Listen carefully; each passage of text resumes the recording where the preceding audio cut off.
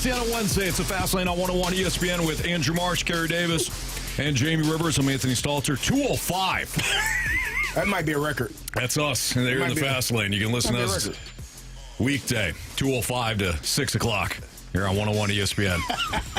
I don't know what's the latest we've got in. I don't know. Hang on, guys. We got to go to break. What's the next segment?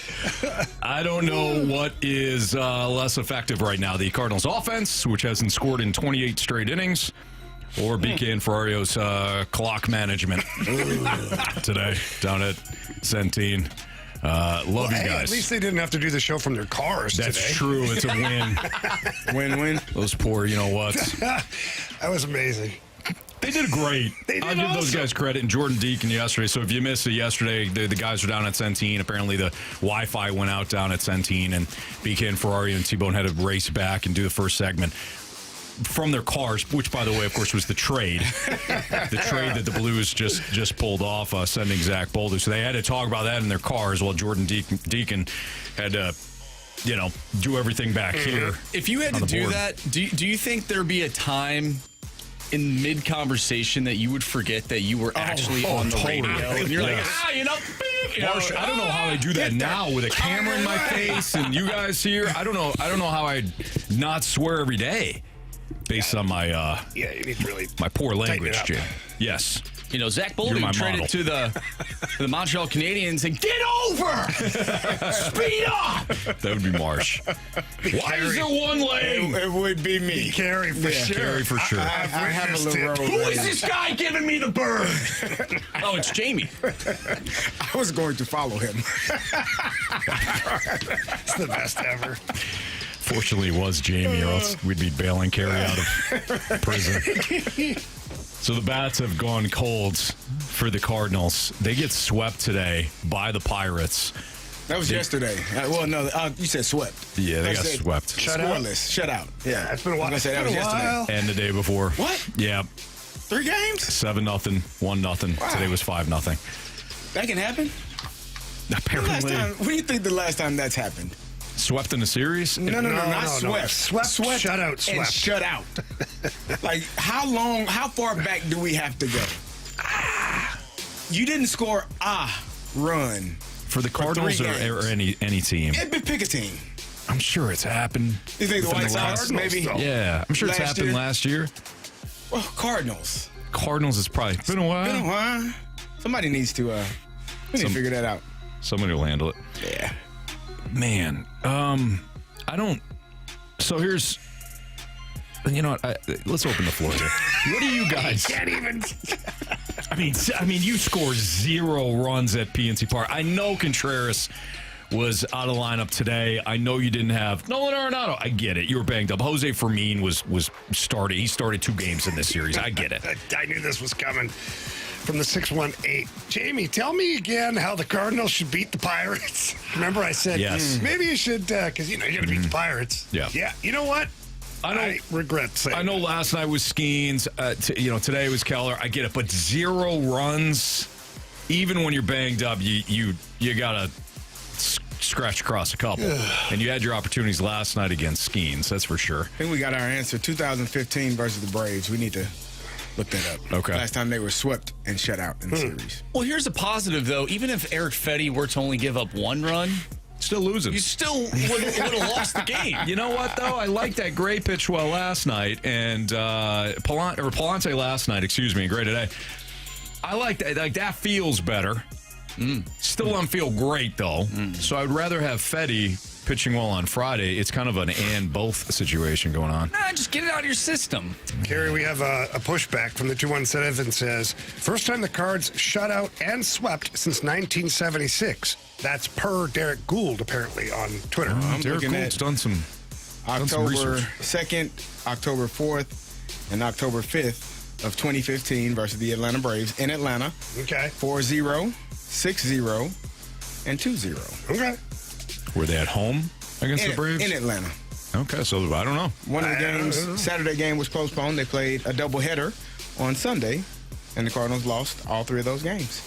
October of 2015. Either way, guys, it's not good. Nah, it's not great. So are you concerned? So the question is, are you concerned about the offense? I mean, like really legit concern.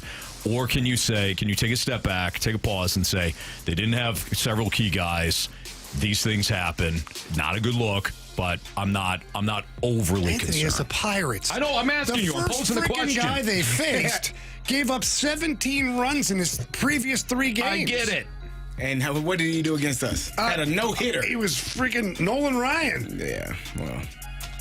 There's no excuse. I don't know what to say. I don't have the answers. Okay, if you want answers from me, I don't have them. Okay, I want them. I know. Want answers. And from you. Unfortunately, I cannot do that for you today. But what I can say is that you just got shut out 3 games in a row, swept by the bleeping Pirates. Fast Lane Pirates. Carey, come on. Well, where's your concern level over this offense? I mean, so I won't be too concerned, right? It is what it is. It's just baseball. It's just baseball. It's one of 162. Okay, or 3 of 162. Or 3. It's a series. It's not good. Like it's nothing. There's nothing good you can say about what you just watched these last 3 games. I guess the only takeaway you can have is, and I was listening to BK and Ferrario, I think it was them talking about the right-handed bats that are out of the lineup. Herrera, Arenado injured, hurt his finger. Mm-hmm. Contreras out, injured finger. Jordan Walker out. Like you got 3-4 right-handed bats that are not in the lineup, and you got Jose Fermin playing. Like you got guys. That's the only positive I can give you. You should never be shut out in an entire series. But but if you go back to the previous series against Cleveland, which was less than a week ago, they scored 5 runs, 9 runs, and 7 runs. So I can't sit here and be ready to jump off the bridge into the Allegheny out there because they got shut out by Pittsburgh. Hey, those Pirates, they swept the Mets heading into this series. They only gave up 4 runs in that series. I think I can compartmentalize what we just saw, right? Like, that wasn't good at all. No. But if you look at the offense as a whole, Marshy, Jamie, Carey, they're less than a week removed from destroying Cleveland's pitching. but they're also less than a week removed from getting shut out in those final 2 games versus the Cubs, or a week. All right, so it's a bit up and down. Yeah, kind of like a roller coaster. But the first 2 games, But in the first 2 games of that series, you scored a combined 16 runs. So they're a little hot and cold right now. It's in stretches. It happens. No, it doesn't. It can't happen. It happens, but it shouldn't. Okay. Their offense in June was average. It's a bad start here. But you have Contreras come back to the lineup, Arenado come back to the lineup, eventually Herrera. I don't have concerns long term this season about the offense just because they got shut out by Pittsburgh. It's ugly. I'm not going to rationalize it to anybody. It's you got shut out by the Pirates in 3 straight games. I get it. Yeah, they'll probably score like 9 runs tomorrow against the Cubs. They probably will. Not tomorrow. Not tomorrow, Friday. Friday. Man, I thought today was Thursday. I was really You're hoping good. it was. Yeah, we're a little thrown off. Oh, tomorrow's the last day, so it holiday. is technically. That is fair. Yeah. Maybe that's what I was thinking. Technically, it's a Wednesday. Well, Tomorrow's Thursday. figuratively. Sure. Yeah. Marsh, you overly concerned? No, not Pretty quiet right now. Not really. You know, I put on X last night. I feel like this team, they just like to kick you right in the lower end, right in the Liberty Bells. But then they'll go on like a win streak and win like 6 of the next 10 games. Yeah. It's just baseball. And you laid it out. You laid it out. They have Jose Fermin playing in the outfield. Like this is not the roster. Right. This is not the It's lineup. not the offense. We got a text This is not the offense. from the 314 says that's what a mediocre team does: hot and cold. Yeah, you're not wrong. And he said you'd be drooling if they swept the Pirates. I don't know who that would be. I don't know who specifically. Not drooling. They would be talking I would about. have said, yeah, they did what they're supposed to do. Yeah. If you're directing that at me, I was the one that when they took the series against LA said that it's 3 of 162, which is the joke. So if that's directed at me, I don't know. maybe you look in the mirror, figure out what's going on with you. But like when did the expectations change for everybody? Because they started to surprise people, and then their expectations, their hope got higher, and now it's like we're back in the perfection land. You better be perfect. Well, you're still in a playoff spot right now. You're tied with San Diego for that final wild card spot, despite losing 3 games in a row. Because the teams below you, the Giants, they've lost 4 in a row. They dropped two of 3 to the White Sox, and they have not. Speaking of their offense is bad for a month. It's been bad for a month, even after adding Devers. The pieces are still here offensively. Everybody calm down. Yeah. RELAX. He's a good quarterback, you know. He was. Relax. All right. It's Fastlane on 101 ESPN. By the way, if you want to chime in, you can. Leave us a Scott Lee Heating Company mic drop via the Dobbs Tire and Auto Center's 101 ESPN mobile app. We got the text line going, 314-399-9646. It's the Air Comfort Service text line. And, of course, our YouTube channel. Oh, I was early. See? At least you're ready. This time. I was ready. And, of course, we've got our YouTube channel, which we affectionately call The Snake Pit. There you go, CD. All right, the Blues put Nick Leddy on waivers. Congratulations to guys like Master Sin and the Snake Pit, who just wanted Leddy gone. I think his offseason has been met. But Nick Leddy put on waivers. How does this new defensive core compare to last season? So we'll get into it next on 101 ESPN.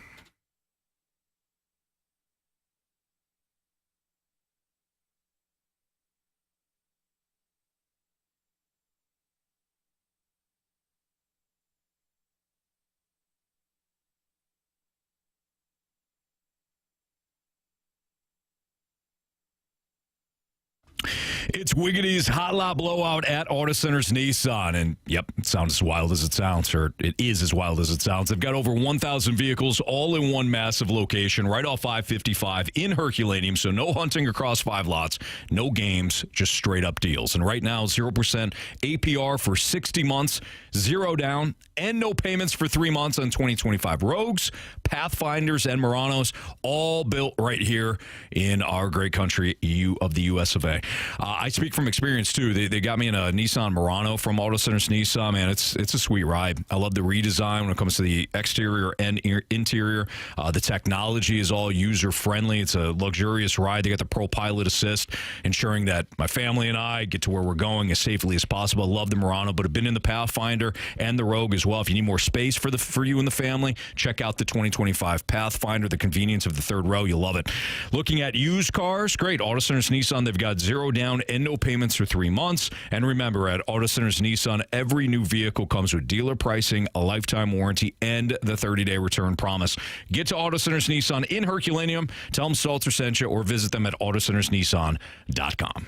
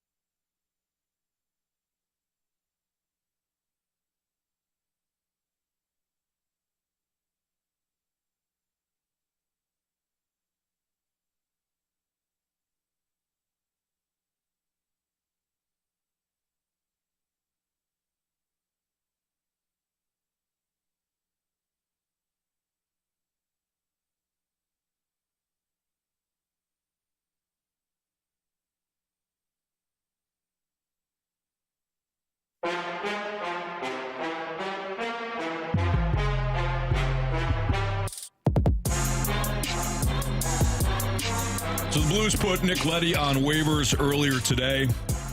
I think a lot of Blues fans would say, okay, yep, good move by Doug Armstrong. Now he's on waivers. We'll see if he clears them.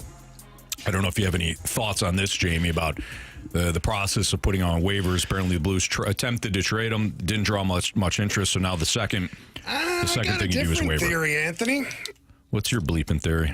My theory is that Nick Leddy, as of yesterday, no longer had a full no-trade clause, so it was now a 16-team no-trade clause. Mm-hmm. And I believe that there was a team, maybe two, that were interested in Nick Leddy and were ready to maybe wheel and deal. But he enforced his no-trade clause for said teams. So I'm sure that maybe, I don't know this to be true. I'm not in the meetings. I'm not in the office with Army, nor am I on the phone with these guys. Well, stop being lazy. Get in there. You're right. Got arrested last time I did that. I think that at some point, somebody in the front office got aggravated that there was a trade that was being blocked and said, all right, what were we really getting in return anyways? We'll just waive him. And then when you waive said player, he has no trade protection. In fact, the Rangers is what they did to Barclay Goodrow last year with the San Jose Sharks, or 2 years ago, I think it was, the San Jose Sharks. He said no to his trade to San Jose. They said, okay, fine, we're going to waive you. Who has first pick in the waiver draft? San Jose. They picked him up. So I think there might be something like that. Call me the conspiracy theorist, but... All right. So somebody picks them up, and all they owe, obviously, is the contract. Blues don't get anything. It's just they pick up the contracts. They would receive full relief of the $4 million salary on the cap. Which is what they're hoping for. As if he clears waivers and Army decides to send him to the minors, technically, you can only write off $1 million on the cap. $3 million would still stay on there. Mm-hmm. So ideally, if you're Doug Armstrong and the St. Louis Blues, you want someone to pick up Nick Leddy. Yeah. Well, we'll find out if they do. The question moving forward is, how does this new defensive core compare to last season's, if this is the defensive core moving forward? Well, I think the defensive core overall is better. I mean, you're going to get a full season of Cam Fowler with Colton Parayko. You're going to, hopefully, knock on wood, you get a full season of Philip Broberg, because he had the little knee thing last year, but 4 or 5 weeks kept him out. You're going to have full season of Tyler Tucker. And then you're going to have Logan Mailloux right now, that he's going to be somewhere in that lineup. And you've got Justin Falk. So depending on where they all start the season and whatnot, it's a pretty good 6. And you have Matthew Kessel as your 7. And that's barring anything else that might happen, because there are some rumblings out there that the Blues are in on Bo Byram and that there might be an offer sheet situation again. I'm not saying just the Blues, but from any team. And if that's the case, then... yeah, if you added a Bo Byram, it's probably because you're not going to keep or extend Cam Fowler past this season, because it's going to be in the $9 to $10 million range for a guy like Bo Byram. But we'll see. I like our defensive core. I think the way it sits right now is good. How much strides do you think a player like Mailloux can make after not playing a ton last year at the NHL level? Like, what is an appropriate amount? I know that you threw out Broberg and his situation. Could it be a situation like that where he didn't play a lot of games a year ago, but the talent was all there? If you listen to, I'm not saying this is true or not, and maybe you can speak to this, but if you listen to the scouting reports, quote unquote, from various outlets, maybe his defensive hockey IQ to make plays, make the right read, that was one of the things that kept him down as opposed to playing in Montreal. Is that something that, one, you see with Mailloux from what you can tell? And two, again, how big of a jump can you expect from a player that didn't play a lot at the NHL level last year? Yeah, so he kind of got blocked in Montreal. It didn't seem like they had a permanent spot for him, which happens. He's a young defenseman. I mean, that's going to happen. You got to work your way up through the minors and whatnot. As far as his defensive abilities, show me any normal 21, 22-year-old defenseman in the National Hockey League that's not making mistakes defensively. Mm-hmm. I can show you a bunch of 27, 28-year-old defensemen making mistakes defensively. Mm-hmm. So I'm not worried about that. To me, that comes down to coaching and to the player being coachable. And I like the way Jim Montgomery and his staff run their team. I like their systems. Montreal, Sometimes it's just a change of scenery, too, where you get, like Logan Mailloux did not feel confident in Montreal for whatever reason, yet he's going to come in here in this situation where he knows the Blues gave up a really good player for him. So as a player, you've got to be confident that these guys want me. Now I'm just going to take the shackles off a little bit here. I'm going to play the game the way I like to play the game, which is, getting involved offensively. Apparently, he has an absolute cannon for a slap shot. Like a bomb. So if you put that on your power play, what have you been missing from the point? You've been missing that guy who can rip it. Bottom line. And so what happens then is all your plays start to develop from down low, which is we saw some success later in the season where the Robert Thomas to Bolduc, that half wall to goal line to bumper area, they were working that little area down low. Never really came up high for a big shot. If you got a defenseman who has a good shot from the blue line, that opens up a lot of the penalty kill because somebody has to get out in front of that puck. If not, it's trouble. So that's going to be interesting to see how they utilize that. And then all he needs a couple of quick points on the power play to feel like you're pretty confident out there and you're playing with your chest out, having a good time. And he's going to continue to get better defensively. It just is. That's why defensemen don't hit their prime or what you think they are until like 27, 28 years old. I want to go back to something that you just mentioned a couple minutes ago about Cam Fowler and the Blues maybe not extending him, because we were all aboard that a couple months ago. Is that something that has developed where you believe that the Blues will not end up bringing him back once I have no reason his contract expires? I have no reason to believe that right now. But ordinarily, when you have a veteran player like that is going into the last year of their contract, you try to get, if you want to keep that player, you try to get an extension done relatively quick. Now, Army is never in a rush to do anything. And so maybe he said, hey, Cam, we're interested. We got to go through some things here first. I got to make some trades. I got to sign guys, got to waive guys. Let's revisit this in a month because there's no rush. Right. I mean, they can continue to negotiate throughout the season, too. Most players or agents and all that don't really like to do that. But Army, what was it, last year or the year before, he extended Jake Neighbors, and I think it was like November. Yeah, he's done that before. So, he'll just extend a player in the middle of the season. We're like, oh, okay. And so, again, I'm not panicked about it. I'm just saying if they do offer sheet or try to make a trade for Bo Byram, then I would assume at that point you're not bringing Fowler back as a left-handed shot defenseman. Fowler's going to want to make pretty good money, and it'll be a bit of a salary cap type thing. No. I was going to say, if you get a Bo Byram who now is no longer in that spot, because you got too many guys at that point as well. I don't. Again, I don't trade players. I don't waive players. Army does that. Correct. But I can just give you the path to what I believe could happen. And the path to get to where you're talking about would mean you'd have to move on from Justin Falk. That was the question. Yep. You'd have to free up that $6.5 million in cap space to justify giving a defenseman $9 or $10 million in a new contract extension, and a player that's going to command ice time as well. He's going to need to play. Right. So trading Tyler Tucker or Matthew Kessel doesn't get you there. You have to move a big piece, and I don't believe the Blues would move Parayko, Fowler, or Broberg at this point. And what I was going to say is, and correct me if I'm wrong, Bo Byram likes to play on his offhand. He does. So that could work if Falk was moved out. You bring in Byram, and then maybe you do give Fowler an extension to some level, depending on the money. You'd have and to, that is your core until the younger defensemen end up moving their way up into the lineup?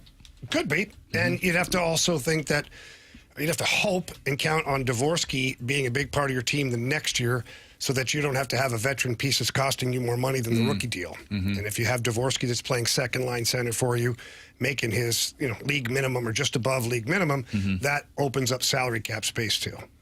That's Carey Davis, Jamie Rivers, and Andrew Marsh. Anthony Stalter. Speaking of Marshy, he's got what's trending for us next.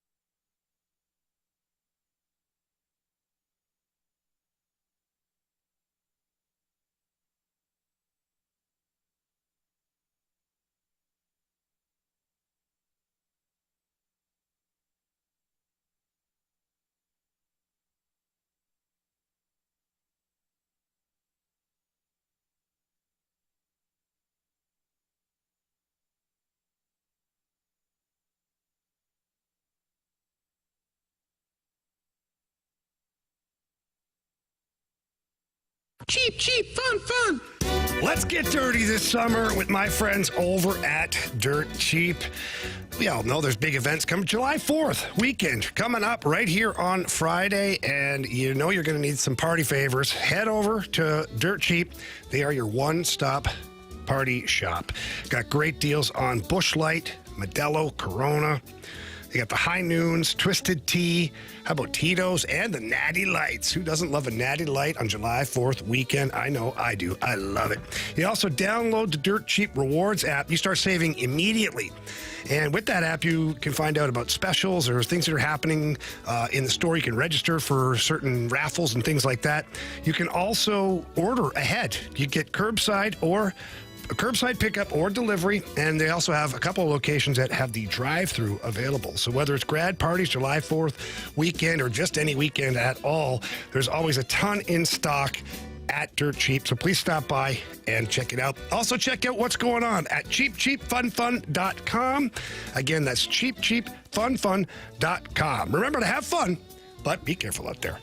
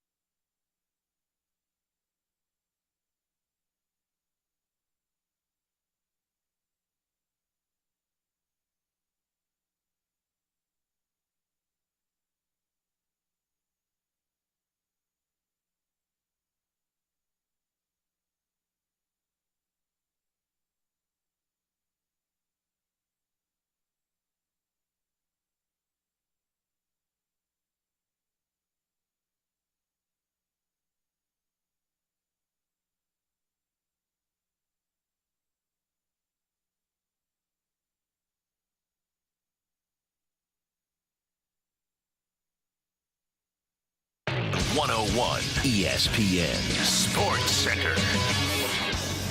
I'm Andrew Marsh. It's time for a Sports Center update driven by Johnny Londoff Chevrolet and Johnny Londoff Autoplex. We just got done talking about the Blues as the Blues put Nick Leddy on waivers.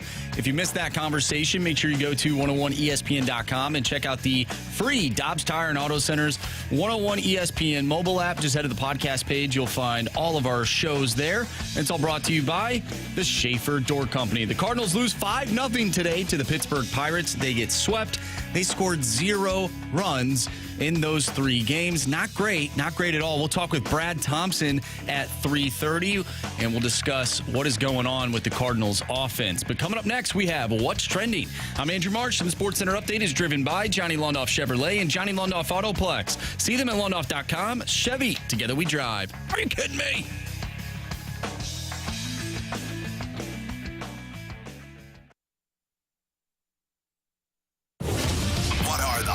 Topics in the sports world. What in the wide world of sports is going on here? It's time to find out with What's Trending, brought to you by Elite Comfort Experts. Heating and cooling with no gimmicks, just guarantees. EliteComfortExperts.com.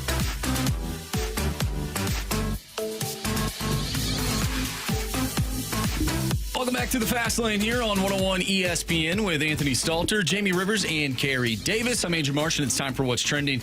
Gentlemen, I wanted to bring this up earlier in the week. However, with all of the free agent stuff going on in the NHL and the Cardinals not playing good baseball, wasn't able to get to it. But we had a discussion, I believe it was last week, Jamie, Carey, about Caitlin Clark and how some of the players in the league maybe... the other players in the league are idiots. Yes, that's a good way to say it. Did I say that? It's one way to say it. You did. Long way to What'd you say say? it. It's one way to say it. It's direct.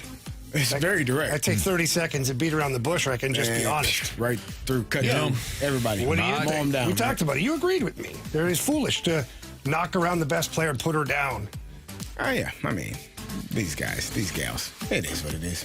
Go ahead, Marshy. So, All-Star voting. I don't remember what I said. They have...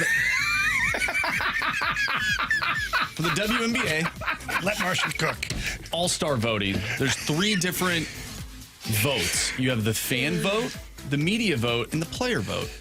And they rank them. So this is guards.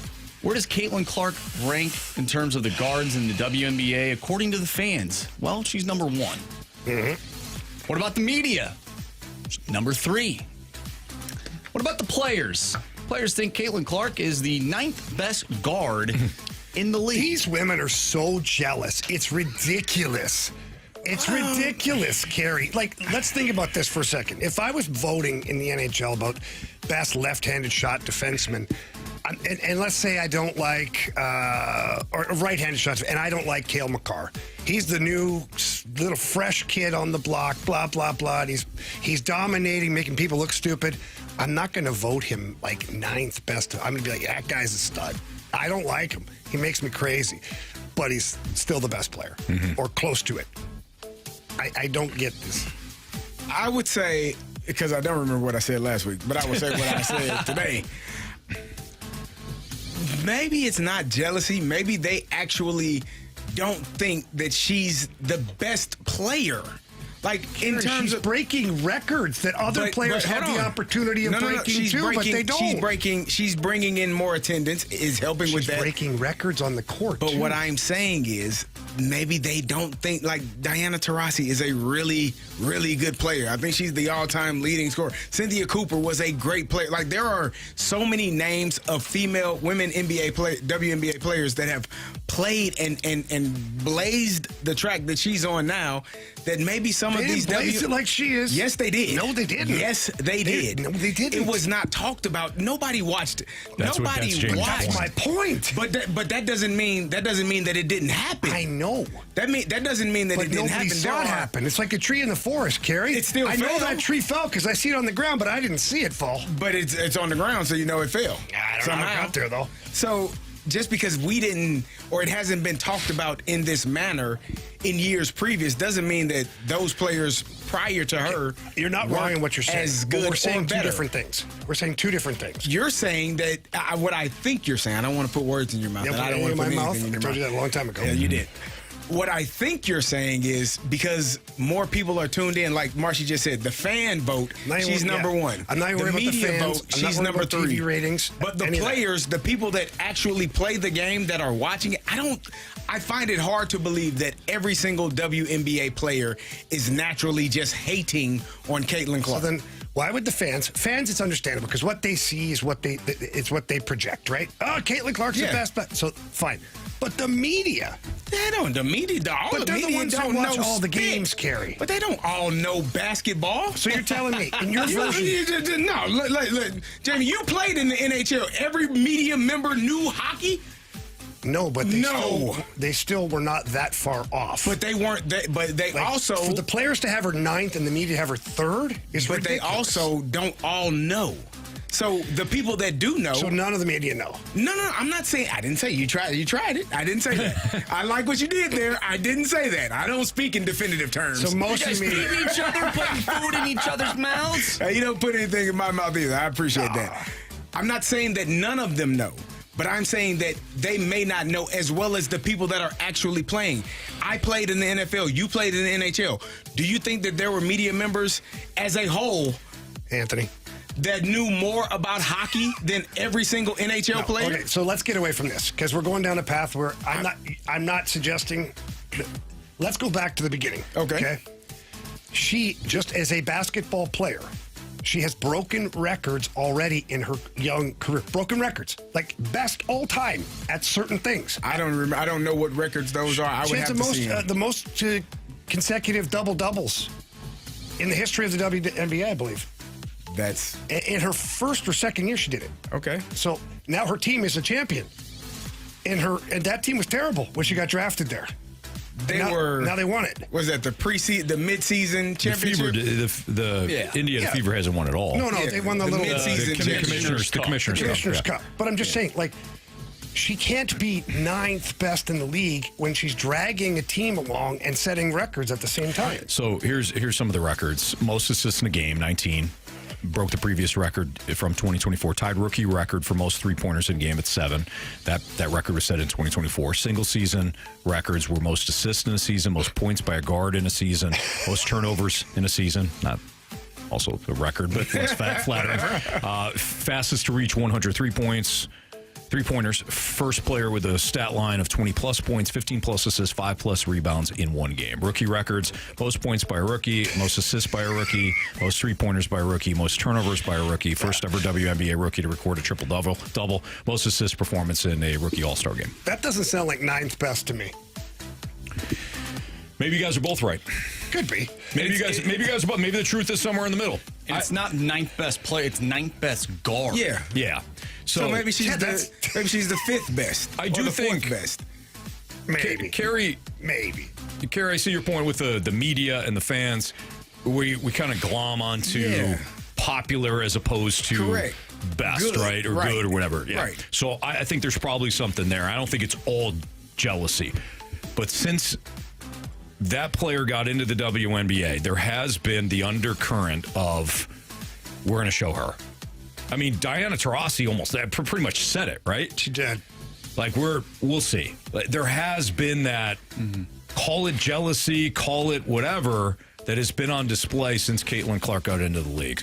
There's no way she's the ninth best guard in the WNBA. I don't think so. That is where I think Jamie comes in with the jealousy. Has missed a ton of games. This season she did, missed, and so she's missed a ton of games. So if you're basing it solely off of this year, and you're looking at the numbers based in comparison to other people, there probably are 7 or 8 players. If it's only this year, that's fair. She did miss. She's missed a ton of games.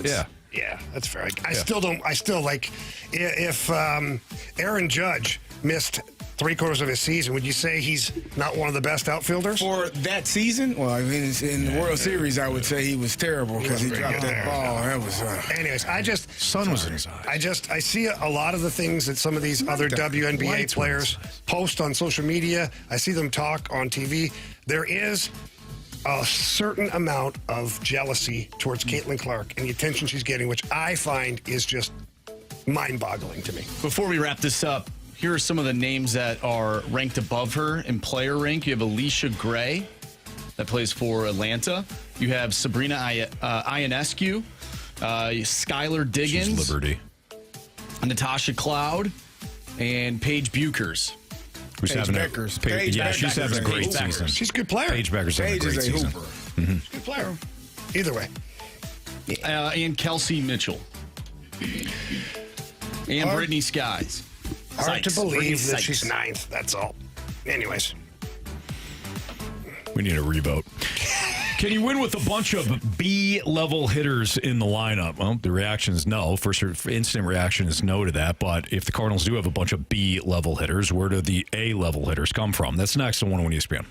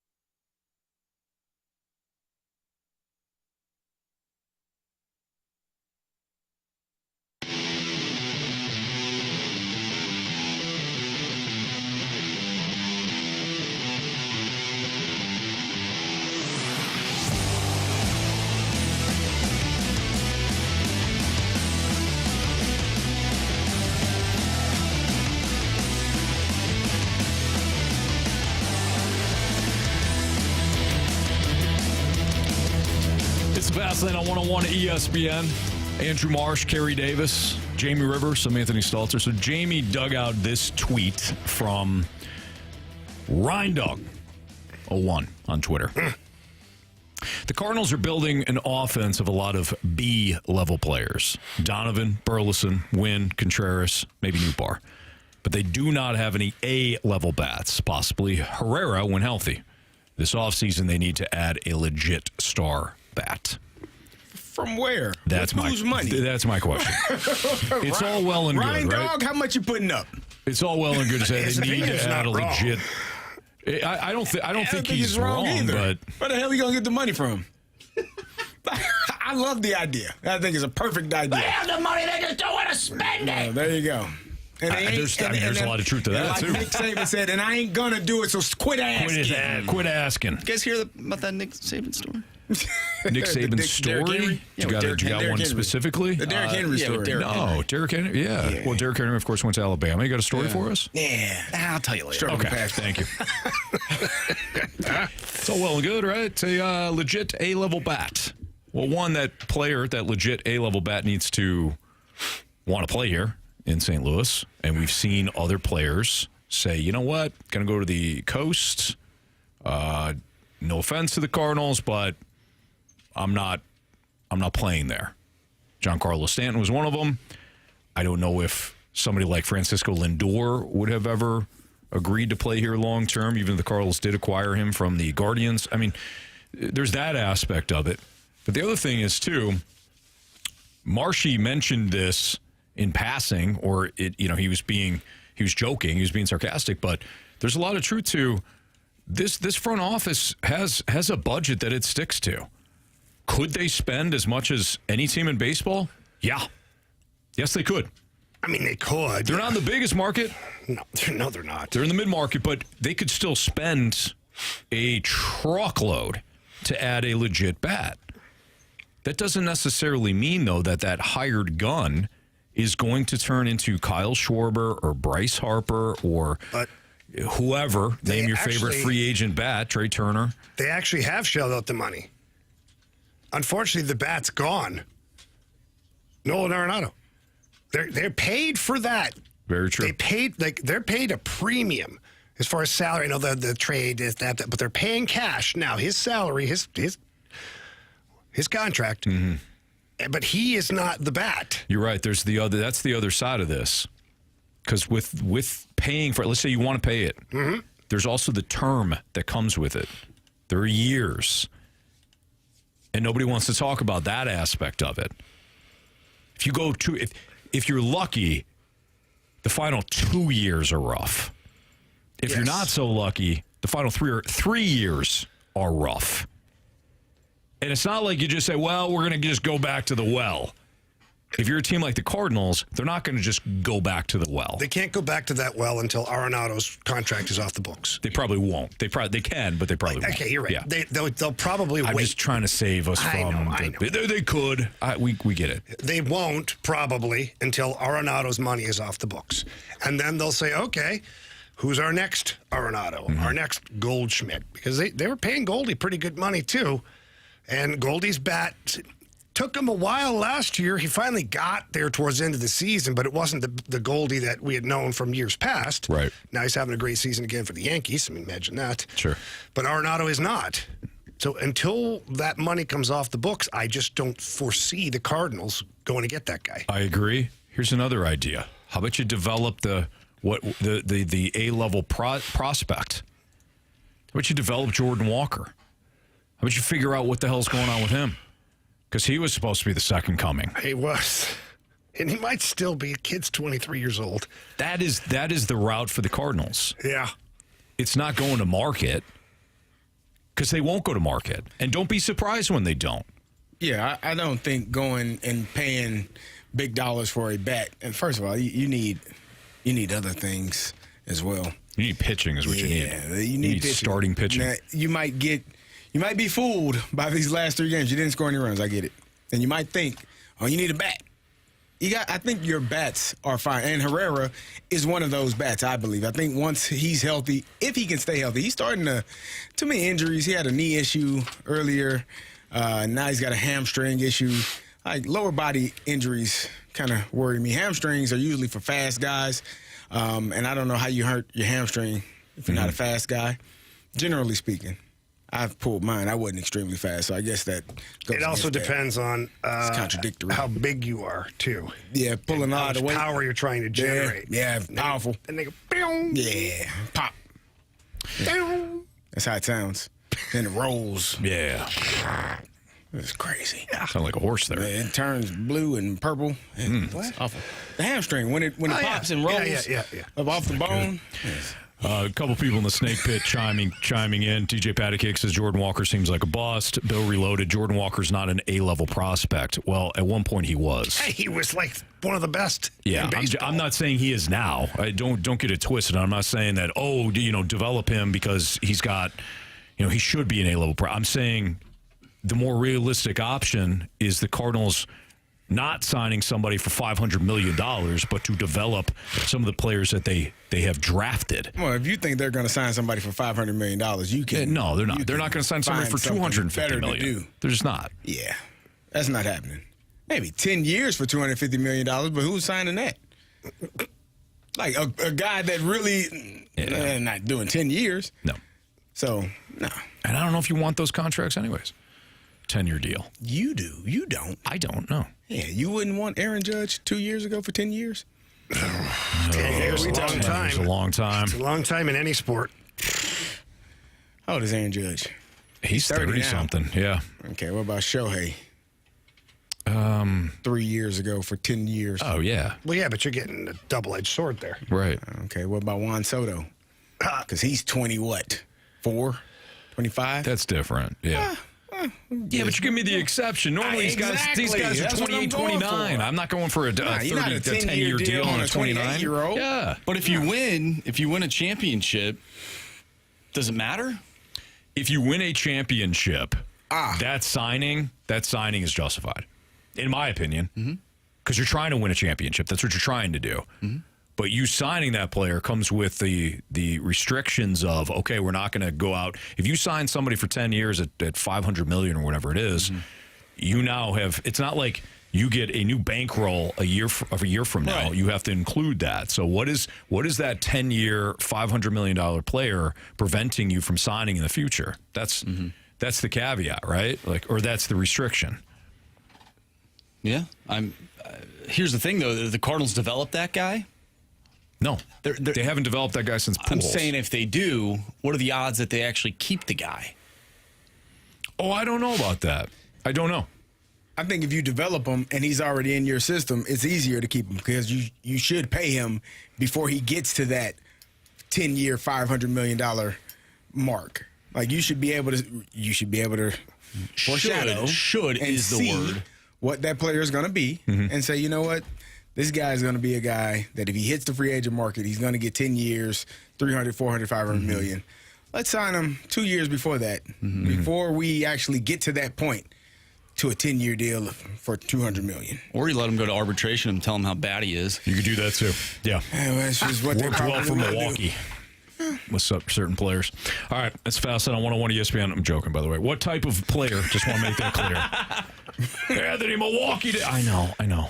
What type of player does Logan Mailloux have to be for the Blues in order to call the trade a success? And how much does the other side of the coin, being Zach Bolduc in this situation, how much does that impact this question? That's next on 101 ESPN.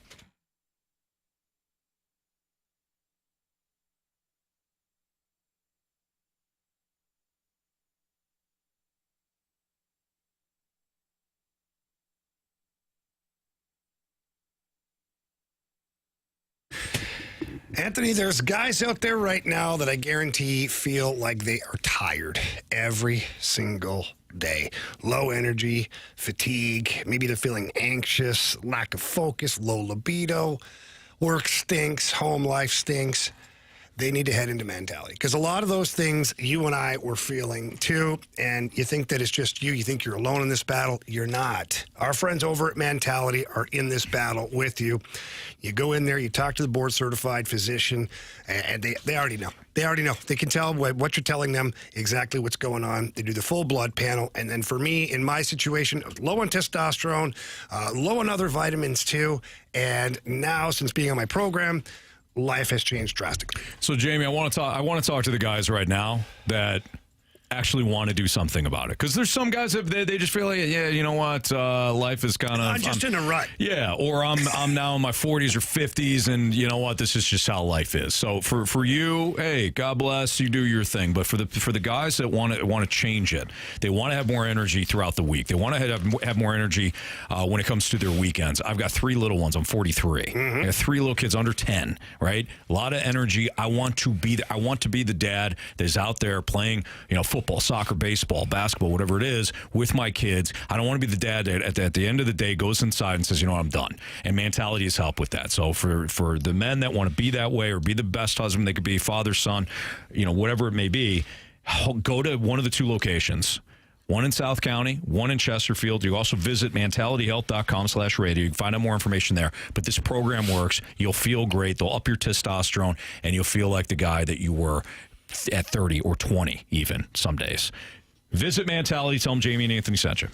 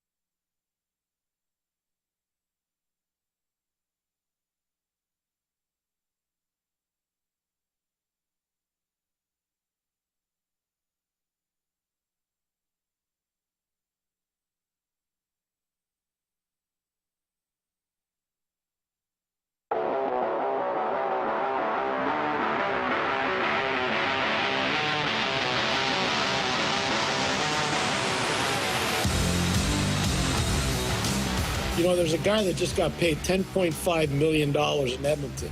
His name's Evan Bouchard. Okay? That's a great point, Pierre. I just want everybody to be aware of that. So I know what contracts are in this league, just like every one of our distinguished guests know. You tell me there's a huge separation point from 4 years ago on Evan Bouchard versus Logan Mailloux? Sorry, not even close. They're about the same player. That was Pierre Maguire on the Sick podcast last night with Tony Marinaro and our guy Jamie Rivers. You're Jamie laughing a little bit right there. So that was the podcast last night. Yeah. Jamie, before we dive into the question, which is what type of player does Logan Mailloux have to be for the Blues in order for the trade to be a success, share some of the wisdom from the podcast last night, including a couple of interesting comparisons to Logan Mailloux. Yeah, so Pierre Maguire, I think a lot of people know him from his time on NBC doing broadcasting the games. And you either love him or you hate him based on the way you like to watch your game being broadcast. But Pierre does have a resume. He has a resume of being an assistant coach in the NHL, a head coach in the NHL, an assistant GM, and a front office guy. Like, he has a long resume of being involved in the NHL, not just the broadcaster you love or hate. So let's just so people know that. And I was shocked because in typical Montreal fashion, most of the people on the podcast were pro Montreal and basically ordering the Stanley Cup rings and their Bolduc jerseys and getting the Bolduc statue ready for outside the Bell Center. Sure. But Pierre was the voice of reason in some of these discussions, and I was surprised when he brought up Evan Bouchard. I went, yeah. It's almost bang on. Now, Evan Bouchard has gone on to have a really successful last 4 or 5 years. He's also played on a power play that features Connor McDavid and Leon Draisaitl. Don't know if you know this, but the Blues don't have players like that yet. What? Yet. They just not yet. I mean, Carey, I'll do the You do the research and let me know. Yeah. Okay. The Blues don't have players like that yet. But the comparisons are interesting because Logan Mailloux, people like to say that, he makes bad decisions defensively. Anybody watch Evan Bouchard play and you watch him in the playoffs? He single-handedly cost the Oilers at least 2 games in the Stanley Cup final. Mm-hmm. Brad Marchand played him like a toy and intercepted passes, went around him. It's just, he is not great defensively. One more game than Carey. That's 2 games, and then Carey cost the 3rd game, and all they needed to do was squeak out one more win, and they did. True. They didn't. But anyways, what does Bouchard have? Really good offensive instincts, good skater, and an absolute bomb from the point. So if that's the case, it is very possible that Logan Mailloux could become an Evan Bouchard-esque type player. I'm not saying he's going to put up the same numbers because, again, Evan Bouchard plays on a team that puts up big numbers. Two of the forwards are always in the top 3, top 4 scoring in the NHL on a regular basis. But Bouchard, the highest point total he had was 2 years ago, 82 points. Before that was 43, 40, then the 82, then 67 this past season. If Logan Mailloux plays a regular shift and plays a second unit on the power play, I could see him getting 35 points next year for the Blues. All right, so that leads us to the question, what type of player does Logan Mailloux have to be for the Blues in order to call this trade a success? Honestly, for this trade to be a success, it's really not all that difficult. Because was Zach Bolduc ever going to be consistently in your top 6? I don't know. Maybe later on, but right now it'd be 3-4 years before he was consistently in your top 6 based on the roster that you currently have. Mm-hmm. So for me, Logan Mailloux just has to be a top 4 defenseman for time on ice and be on one of the special teams units, either a power play guy or a penalty kill guy. I don't think he's going to be the penalty kill guy. You never know. Right. You never know, but I think he's going to be a power play guy. And if that's the case, then if you got a top 4 defenseman and a power play defenseman all in the same guy, you don't necessarily have to win the trade. The trade is fine. Yep. Could he be on that first power play? Could he work himself up? Because all the reports say he has an elite shot. Like, it is. He does. Top tier. It's one of those that he shoots it. He has great accuracy. It's a good shot. Could he work himself to being on the number 1 power play unit? Yeah, absolutely. Look, will it happen next year? I don't know. It's going to be tough. Cam Fowler's pretty damn good on that power play. Now, what Cam Fowler doesn't have is that booming shot from the point, which is why teams don't have to respect that shot from up high at the blue line. But Cam Fowler walks the blue line, sees the ice so well. Now, let's fast forward, though. If, for some reason, the Blues don't extend Cam Fowler, they let him go via free agency or they trade him at the deadline because his contract is going to be up, it is quite possible that is because they believe that Logan Mailloux now can jump in and be that first power play defenseman. And will you see that happen throughout the season? you'll see some of it flip-flop because Cam Fowler being a left-handed shot and Mailloux being a right-handed shot, it gives you different options out there on the power play. It changes the way the other team has to defend based on the one-timer ability of that player. I would assume they'd start him off on PP2 and then see how it goes. Yeah, I agree with that. And if they're smart, Falk off the point. Absolutely. And if they're smart, which they are, they're going to generate opportunities for Logan Mailloux to shoot the puck. They will have specific setups where he's shooting the one-timer. So that you're going to get two guys down in front of the net and that bomb from the blue line. And what that does, too, is it gives you two very different looks for the penalty-killing team who's playing against you. You get one look where you're maybe moving the puck down low a little more, the Thomas to the bumper spot, the Snuggie down low, maybe the one-timer from in the middle. So you have to shrink the diamond at that point. And then the other look is where you're getting a load up top with Logan Mailloux who's firing the bomb. Now you gotta stretch that diamond out a little bit, and then maybe that opens up a spot in the middle for somebody else to get a one-timer. It confuses the penalty-killing units. What former Blues defenseman could you see Mailloux turning into? Is there a comp that comes to mind?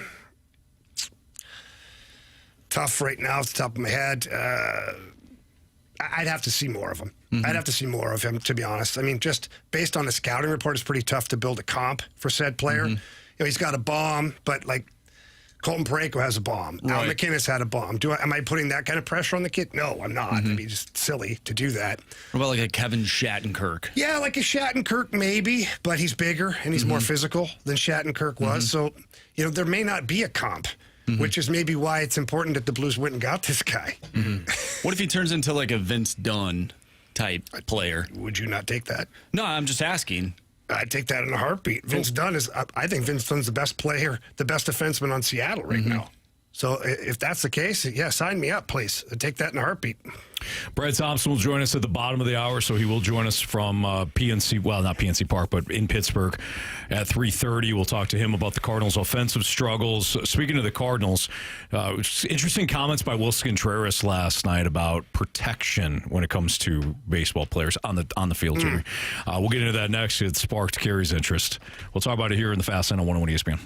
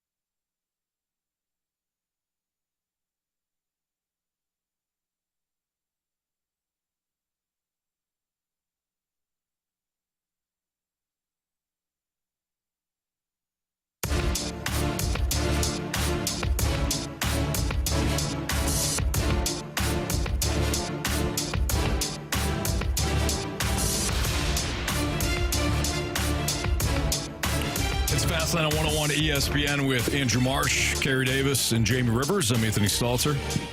Are the Cardinals protecting their star players? Willson Contreras was hit by a pitch again last night. Showed some frustration for being hit. He stayed in the game momentarily, at least ran the bases, and then eventually exited the game. But, Carey, there were some comments that were made by Willson Contreras that caught your attention and provoked the question, or prompted the question, that I just posed about the Cardinals maybe not protecting their players. Yeah, so there was a after the game, post-game comments where he was basically saying that, I've been hit a bunch. He leads the league in hit by pitch at 14. He's tied for first. We remember the game against the Cubs where he got hit in the hand, and we had that whole little dust-up where he was yelling at the pitcher and kind of frustrated. Yeah. And he mentioned after the game he apologized because he was, he's just frustrated because he keeps getting hit in the hand, and he don't want to break a finger, break a hand, all of those things. But he mentioned last night that it's going to keep happening because essentially there's no protection. Right. There's no protection from his pitching staff is how I took it. And I think Rick Horton took it the same way. That's what he was saying, that, I keep getting thrown inside and I keep getting hit, but the opposing team isn't getting hit. Right. And there's a level of frustration, I believe, if you are one of the better players, you're not going. It's like you played with Wayne Gretzky. Yes. Was anybody going to run Wayne Gretzky? No. Because they knew that if they made that decision, there was somebody. There's a tax to be paid. You got to pay it, and it got to be paid in full and quickly. You got to pay it like viciously. Immediately. Yes. It has to be paid because he's a star player. You don't put your hands on him. You don't hit him illegally. You don't hit him dirty. And the Cardinals are, in my opinion, that's a team that you have to have that mindset if your guy is continuously getting hit and getting hit on the hands, right? Maybe it's not on purpose. Maybe it's not intentional. But that's a culture problem, in my opinion, if my best player keeps getting hit. Like, I remember I don't know if I think I was there. And I think it was the Chargers. Or no, it might have been the Chiefs. Larry Johnson, I believe, tackled him by his hair. And Troy picked the ball off, entire team. He tackled him by his hair. The entire defense was going to maim Larry Johnson. Like, they were going to cause bodily harm because you could tackle him. You could have probably pulled him by his horse collar. You could have tackled him, but you pulled him by his hair and you yanked him down. And now they might harm you. Like, it is that violent of a mindset when your best player or one of your best players, somebody is doing something to them intentionally and trying to harm them or hurt them. There has to be repercussions for it. And Willson is saying it's going to keep happening if it's not presented on the other side for them to back up. You don't have to hit them, but you got to throw inside on one of their best players and say, hey, keep it over the plate. Yep. Or pitch outside, but don't pitch inside anymore. And I think that's the level of frustration that Willson is dealing with right now. Yeah, it kind of reminds me of if you saw like the Netflix documentary on the Boston Red Sox and Pedro Martinez. Oh, yeah. When they were back and forth with the Yankees, and I think it was Kevin Millar got hit, and Pedro went up to him and said, who do you want? Basically, who do you want from the Yankees? And Millar said, Jeter. And he goes, and Pedro goes, Soriano. And Millar goes, okay, fine. You want Pedro hit both of them. He went up and in on Soriano, hit his hand, up and in on Jeter, and hit his hand. And then as he was walking off, he was pointing to his head. And he wasn't saying, I'm going to throw at your head. He goes, think next time. Yeah. And in the documentary, he just kept saying, he goes, do not hit my players. And it's a mentality that if you drill one of our guys, expect that one of yours is going to be hit as well. And I don't know if everybody likes it, but it is kind of that old school baseball where some of that has been extracted from the game. Players used to just police themselves. And I don't think it's as prevalent as it was back in the day where guys were sending, pitchers were sending messages. No, it's not like it was. It's nowhere close to that, in fact. We did see that, this is a situation where it's like, hey, you can galvanize by not hitting somebody in the head, but by drilling somebody between the shoulder blades. How does John Jay and Daniel Descalso and even Ollie Marmol, who played AAA ball, How do you not grab your pitcher and go, you know what? It's time to buzz the tower. Yeah, I don't know. Just buzz the tower. Even like some of these games, you're out of the game. You have no runs on the board. You're out of the game. And the Pirates are plunking your star first baseman? No. Yeah. No, sorry. O'Neal Cruz is getting one in the rib cage next time he comes up. Bottom line. I'm sorry, you can't. The umpires do their best with the warnings and all that stuff, but what does the warning really do? What does it do? Nothing. Oh, yeah, you hit him again, the manager gets kicked out of the game. Right. Big deal. Right. Yeah, I'm with you. There's a way to do it. There's a way to do it. But I believe in, like, you tell the team. Like, after you hit the player, you tell the player, oh, I know you're mad, right? But you go talk to your pitcher, because your pitcher did this to you. So that's the other part I had about that.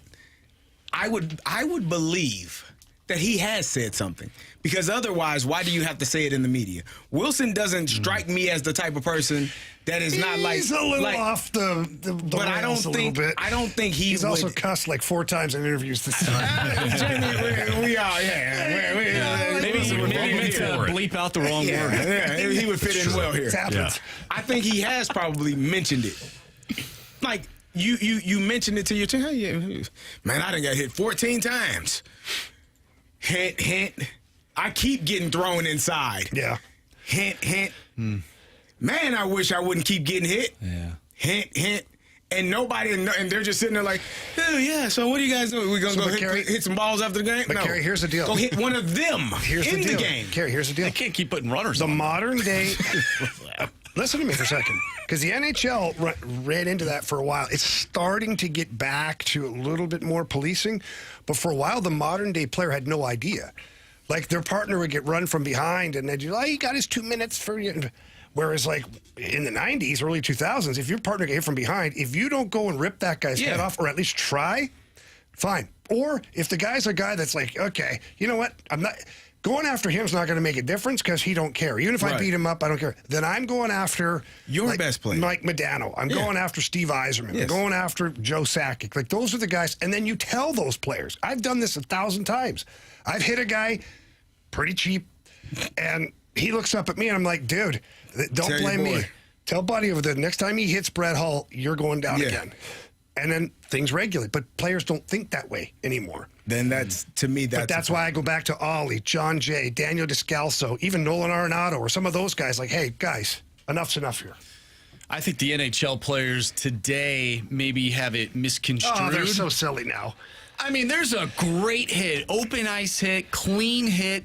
Oh, now we gotta drop the mitts now. Marshy, how about your buddy, I don't know, keeps his head up? Hey, Marshy, if the way they play now was when I played, I would have been in 5 freaking fights a game. Because you preyed on guys skating around with their head down. Yeah. And then you rocked them. And your own teammates, if you got rocked and you were skating your head down, they didn't do anything. It's like, it's a good hit. It's a good hit. Now, if it's a cheap hit, late, from behind, elbow to the face, like something like that. But for a good, clean hit, there's a fight every time now. Well, this was something that us fans were concerned about the Blues a few years ago when there were some cheap hits and no one really stepped up and did anything. That's why Benner had to do it. Yeah. We don't have that now. Exactly. You don't have that now. You got guys, everybody in there. John says, are you guys sure you're watching the games? He leans out over the plate every time a lot, and then he's pissed when he gets hit. That's dumb. No, none of us watch the games. It's Fast Lane on 101 ESPN. Let's talk to somebody who does watch the games. Brad Thompson, he'll join us from Pittsburgh.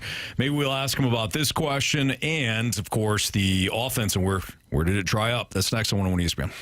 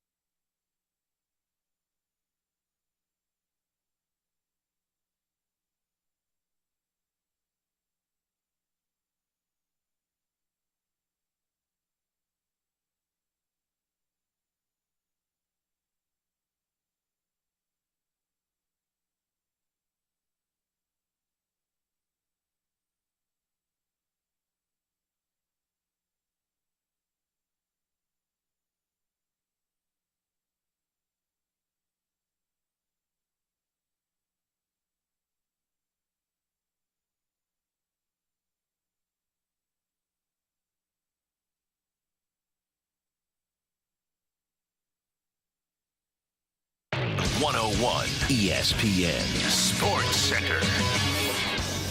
I'm Andrew Marsh. It's time for a Sports Center update brought to you by Saliga Heating and Cooling. We talked about it earlier in the show. Nick Leddy put on waivers. If you missed that conversation, make sure you go to 101ESPN.com or check out the free Dobbs Tire and Auto Center's 101 ESPN mobile app. Just head to the podcast page. You'll find all of our shows and interviews, and it's all brought to you by the Schaefer Door Company. Speaking of interviews, we're going to talk with Brad Thompson and go over what we witnessed today in Pittsburgh, a 5-0 loss to the Pittsburgh Pirates. That's 3 games in a row. The Cardinals failed to score. They'll have tomorrow off, and then they'll take on the Chicago Cubs on Friday with a first pitch of 1:20. BT in the fast lane coming up next. I'm Andrew Marsh. The Sports Center update is brought to you by Saliga Heating and Cooling, a Daikin heating and air conditioning dealer.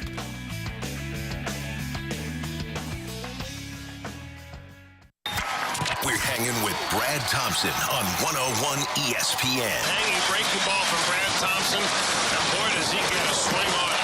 Lift and separate and see you later.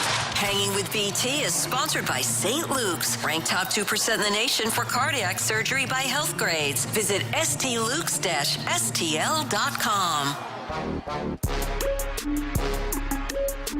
It's Fastlane on 101 ESPN. Joining us from Pittsburgh, Brad Thompson, who watched, unfortunately, the Cardinals' offense dry up, but he joins us right now via the Collier and Thompson phone line. BT, rough series to say the least. Excuses or reasons why the Cardinals' offense was shut out for 3 straight days? Arenado, Contreras not in the lineup today. Arenado missing throughout the last three days. Are those excuses, or are they reasons why the offense was not productive at all in Pittsburgh? Well, look, there are certainly enormous parts of the offense, right, Anthony? I mean, both of those guys, I know that the overall numbers for Arenado this year might not look like peak Nolan in Colorado or even second in the MVP voting, but certainly a big part of what you're doing offensively. Contreras, as we know, a big part of what you're doing offensively. And missing Ivan Herrera is starting to hurt pretty bad, especially, another impact bat from the right side. So absolutely a reason, but this, in a 3-game set, you got to figure out ways to be able to scratch together some runs. Nobody feels bad for you when you're missing some guys. And I did not have the Buccos outscoring the Cardinals 13-0 on this one, especially on the heels of sweeping the Guardians. But what a big weekend, big homestand it was for the Pirates, man. Don Kelly, their new manager, after firing Derek Shelton, boy, he's got them playing well. They're 26-24 under him, one of the best pitching staffs in baseball. And if they end up scoring some runs, that team might end up being some trouble. Not this year necessarily, but they're playing good baseball. That was a crappy way to come into Pittsburgh and leave Pittsburgh, certainly. BT, we were just having the discussion about Wilson Contreras and him being hit by a pitch again. He leads the league in being hit by pitches. He mentioned something last night about it's going to keep happening if he doesn't get protected. I don't. A, did you hear that? And B, what did you think about it if you did hear it? Yeah, I definitely heard that, and he's echoed this a little bit before. There's a couple things that go into it. One, I absolutely agree with him. I think that this game used to do a better job of policing itself. And getting your guys back. And I said this during the broadcast last night when Skeens hit him with 99. That was only the 3rd batter of the year that Paul Skeens has hit, and obviously not his intention there, because Contreras is a guy, if you don't pitch him up and in, you're screwed. Like, you better throw him up and in if you're going to try to get him out somewhere, because he covers down well, he covers away well, you have to keep him honest. But to me, the intent matters not at all. Like, it's the result of what happens that matters. Now, I will also say this with Wilson. Wilson will half-check swing and get hit in the hands a lot. Like, he commits to swings on pitches that are on the inner half. He'll crowd the plate. He's not afraid of anything. You're going to get hit when you do stuff like that. That's part of it. But I think that finding a time to make sure that the other side realizes that it's not going to be okay is important. Now, what they didn't have in this series against the Pirates is time to make sure that the other side knows that it's not important. And then the only time that they did have it was late in this ball game. You're getting your butt kicked. You have 4 runs, end up scoring there in that 7th inning, then it just looks like sour grapes. It looks like you're just throwing at somebody because you're mad and I'm going to take my ball and go home. That looks bad too. So I do think in baseball you end up having a long memory, but and you face them again in August, so who knows if you'll see anything there. But you always want to make sure that you have your guys back. Like the eye for an eye, I know many will say it leaves everybody blind. For me, it makes everybody even. There you go. I agree. And so is that on the pitching staff? I know Chip told a story a couple of weeks ago when you had Tony La Russa on. I don't think you wanted him to tell it. But is that on the pitching on the pitching staff? Are they the ones that are supposed to recognize that and realize that? Or should Wilson be the person, hey, you guys know I'm leading majors in being hit by pitches? Are we gonna rectify this at some point? I think everybody knows, right? Mm-hmm. Everybody knows the situation right now. I think everybody knows Wilson's feelings because I promise you, if he said it to the media, he probably said it to his teammates too, in one way or another, right? But it still comes down to the right time to do something, and there's a right way to do something too. You're not going to go head hunting on another team, and you're going to figure out your spots. I really do think this situation will rectify itself. I'm just very thankful. Obviously, the Cardinals are thankful that 99 up on the hands and all of the imaging came back okay for Wilson Contreras. I mean, a bad bruise. That's not feeling good. He gets today off. He'll get tomorrow off with an off day in Chicago, and hopefully ready to play the villain again at Wrigley against his former team. But yeah, everybody kind of knows the situation. It's just finding the right time against the right opponent to do it. You know, I think that there's a correct way to do it. And I know there are a lot of people listening right now that say there's no room for that in baseball. That's stupid. You're wrong. There's the way that I look at it. But everybody has their own view. Brad Thompson joining us right now from Pittsburgh. It's Fastlane on 101 ESPN. BT, tough question for you, but somebody that has been in Eric Fetty's spot before. What's going on right now with Fetty? It looked like, I mean, you know better than I do, but it looks like even his off-speed pitches are just spinning. There doesn't seem like there's much movement. He's catching way too much of the plate. What else is going on with Eric Fetty over the last few starts? Yeah, when you look, Anthony, obviously giving up a 7 spot in the last 2. I did say this kind of jokingly, but I hope it ends up being true. You know, Andrew Heaney had 2 outings in a row where he gave up 7 in a row. Then he shoved it up the Cardinals' butt in game 1 of this series. So who knows what it looks like in Sunday Night Baseball. So there you go. Thing. No, but for Fetty right now, look, he's never going to outstuff you. I'm not saying his stuff's not good. I'm just saying it's not swing and miss elite. That's just never what he has been. So his misses get amplified. Anybody that doesn't throw mid to upper 90s with electric wipeout breaking stuff, your misses get hit. And we saw that in the ball game. Like, his misses were hit hard. Like, that 5th inning ended up just snowballing, and you go back and watch them, it's center cut cutter, it's center cut fastball, it's everything thigh high. So the way that you get through something like that is you try to mix it up differently, and you try to execute differently, and you don't fall into patterns. I know Dusty Blake talked about this with us the other day, of trying to figure out ways to use his arsenal a little bit better that could benefit him. So you're not going to invent another pitch right now in the middle of the season. You just have to figure out ways to continue to compete. So I know for Fetty, he's swimming right now. He's mad at himself. He's mad about the situation. But at the end of the day, he's got to make adjustments, right? Like, he's going to be the guy that has to end up fixing it. So there's not one answer. It's not like, oh, his release point's off and that's it. Like, it's different pitches at different times that end up being off.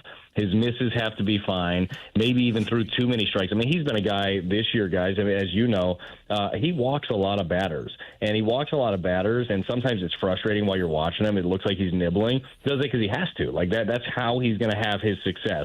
The key for him is to make the strike look like balls, the balls to look like strikes. Like, he's got to trick you a little bit, and certainly wasn't able to do that the last couple of games. BT, how does this team become consistent? I think when you're watching this team, you see the first couple of games versus Chicago, it looks outstanding. And those last 2 games, you're very frustrated with how they end. Then you go to Cleveland and you sweep them and it looks outstanding. And then you go to Pittsburgh and you don't score a run. How does this team become consistent where they can obviously win more games and win more series than they're not? Yeah, a couple of things. One is I think when you look around baseball, it's very difficult to be a consistent club. Through 162, you are going to have your ups and downs for every team. And I think you can go to a ball club. Even the Yankees have had their down times. They went on a scoreless streak for a long time for their offense. I mean, you're going to have bad times. That's just the nature of baseball. So that's one. Like that is going to happen. You're going to have a roller coaster. And you all already knew with the roster that you had and the young players and the learning curve that is going to be part of it. So that's going to continue to be part of it. This team will still have ups, it'll have highs, it'll have lows, and the answer will fall somewhere in the middle. But the other key part of it is what we talked about off the top is you got to be healthy.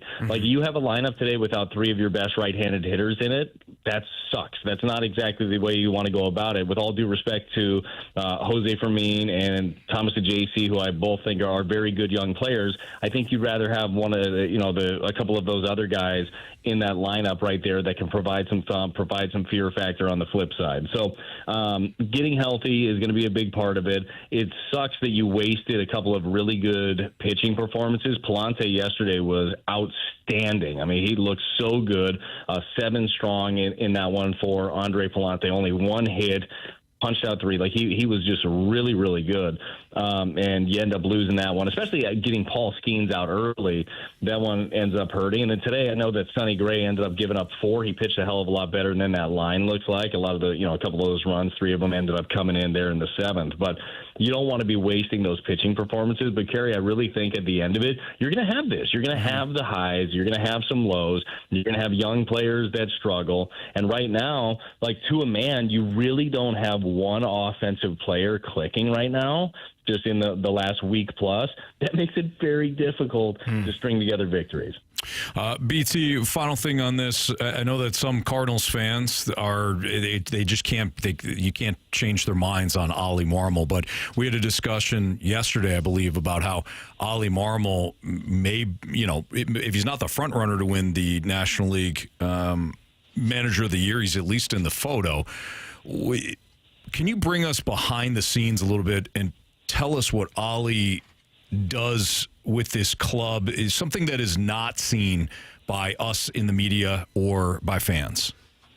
Yeah, getting an opportunity to be around Ollie every day, to me, and I think I've told you guys this in the past, I wish I would have gotten an opportunity to play for Ollie or play for a manager with his kind of skill set. I think that his communication is on a different level than I've ever experienced before. Tony would communicate well, but he did it a little bit differently. He was also a Hall of Fame manager already by the time that I got to play for him.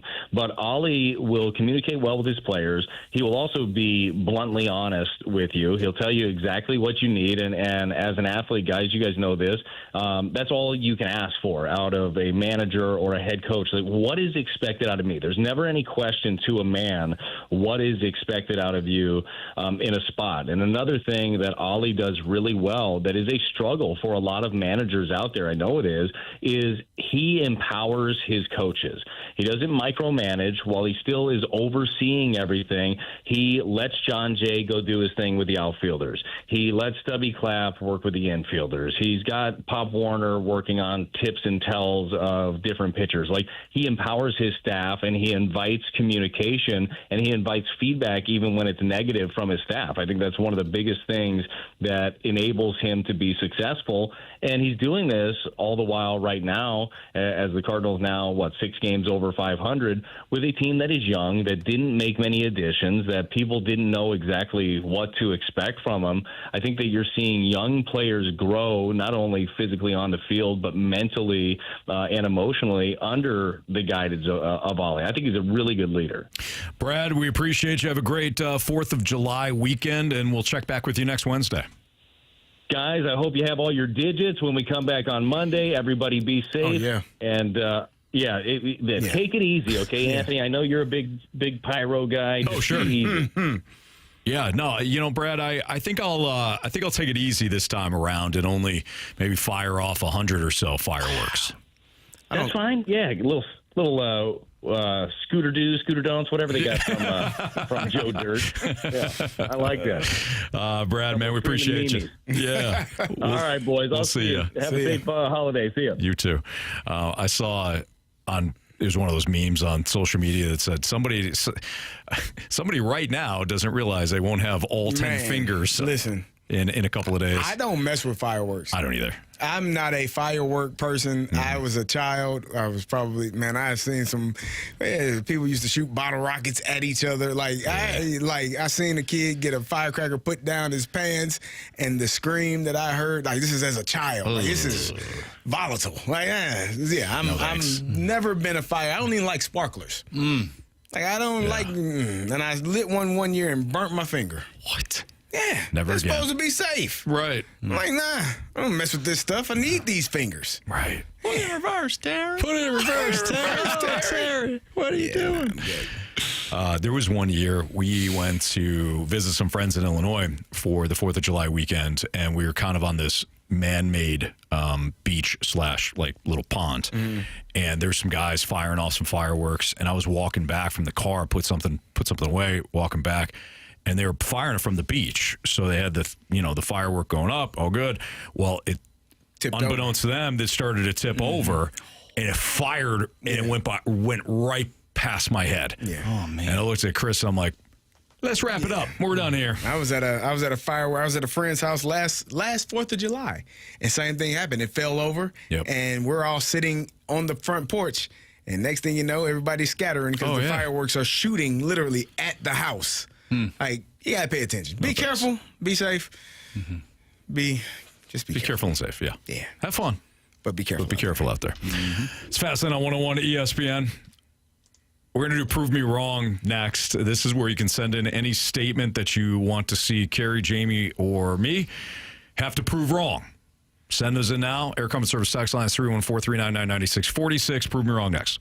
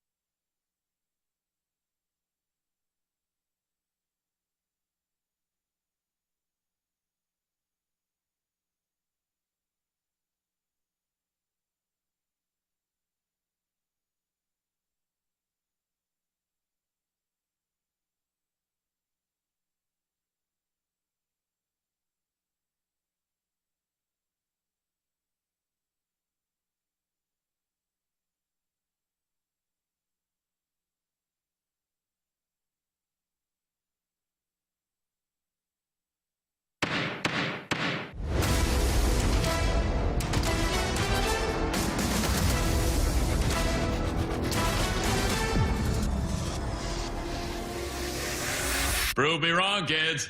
Prove me wrong.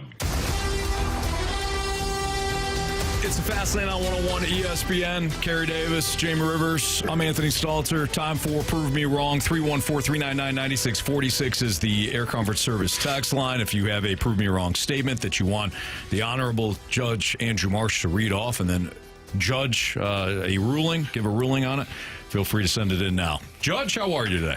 Way better than yesterday. Good. Very easy getting Much to work better. today. Good. Took a different route.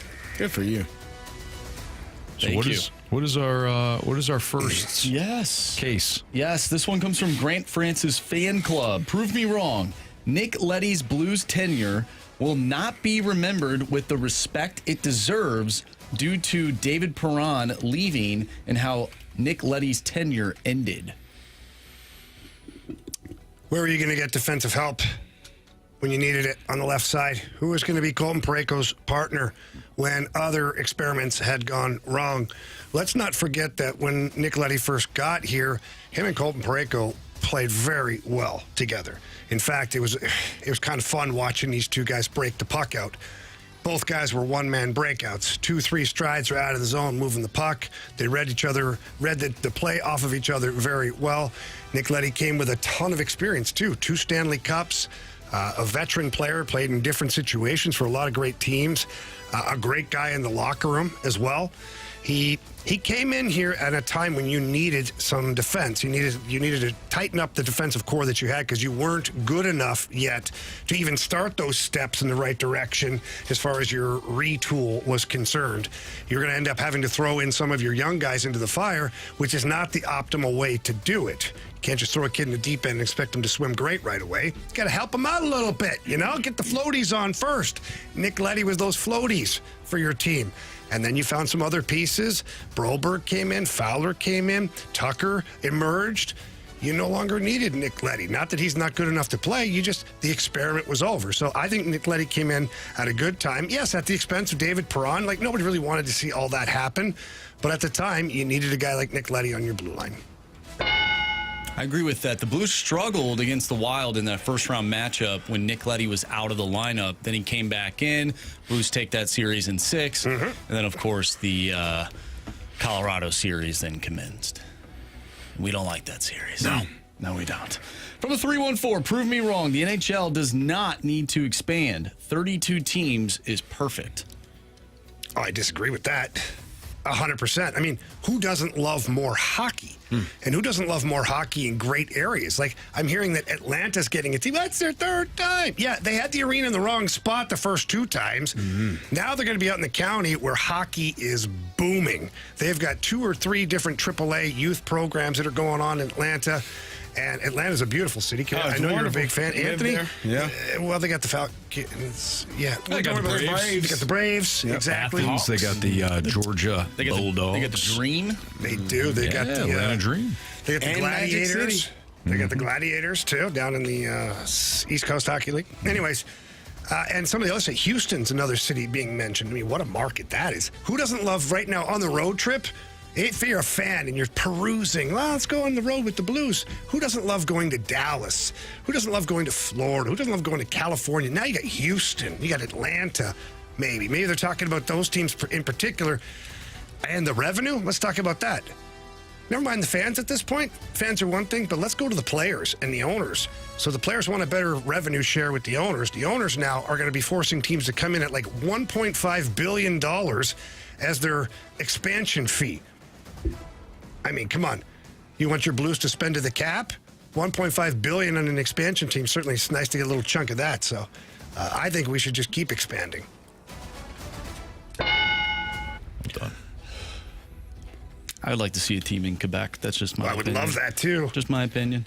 From the 636, prove me wrong. Mason Wynn is better at his respective sport than Robert Thomas is for the Blues. I mean, has Mason Wynn scored 81 points in the season? Has he won a Stanley Cup? Has he won a Stanley Cup? No. He scored 20 goals yet? No. Nah. Can't be better. Mason Wynn got work to do. Until he reaches those numbers, he's clearly not better than Robert Thomas. Those respective numbers in his sport. Exactly what I'm saying. Robert Thomas has been doing a lot longer, too. Yeah. Of course. Yeah, No offense to Mason Wynn. And Robert Thomas is your number one player on your team. Bottom line. And I don't know if I can say that about Mason Wynn, that he's clearly the number one player on the team. No. Not yet. Agreed. If Mason Wynn does ultimately end up becoming a better player in his respective sport over Robert Thomas, the Cardinals have something good going. Absolutely. I would say so. Indeed. From the 314, prove me wrong, Alexander Steen will have a more killer mindset than Doug Armstrong had during his tenure at GM of the Blues. No offense to Alexander Steen, who's going to do a remarkable job, but I can't see Steiner telling the media that his team needs to take the knife, jab it through the eye into the brain, and kill him. And then double up by saying, at one point, I'll trade my own mother if the deal is right. I mean, Doug Armstrong is a cold stone killer in the best way possible. Yeah. I don't know if, and you know what, Alexander Steen should have the chance to be his own man, to do it his own way. We've all seen like the Matt Patricias of the world try to copy Bill Belichick straight down to the hoodie and the pencil and be your own person. That worked out well, and I think he will be. I think he'll do a fantastic job. But Doug Armstrong, no, I mean he's the only GM that I've ever heard say something similar to the knife comment. You guys are doing pretty well today. Yeah, not bad. Pretty well. You want to do one more, or do you want to move on? Do one more. All right. From the 314, prove me wrong. Paul Goldschmidt goes into the Hall of Fame as a Diamondback.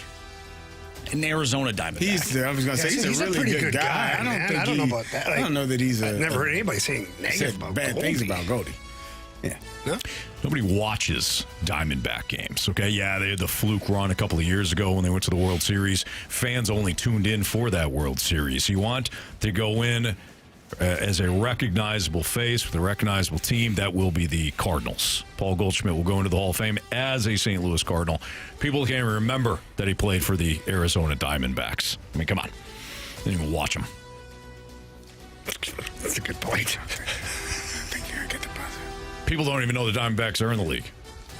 There's people that didn't even know where Paul Goldschmidt came from after the trade. Dropped out of the sky. So where the hell did we get this guy from? This is nice. This prospect is good. Him. He actually been in the league. I remember actually telling 31 someone years old. he played in Arizona.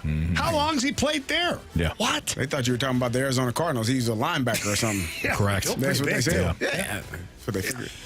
Before I give a ding or a buzzer, Paul Goldschmidt had his best WAR in Arizona in 2015, 8.3. Where did he win an MVP? Second best WAR in Arizona, 6.1.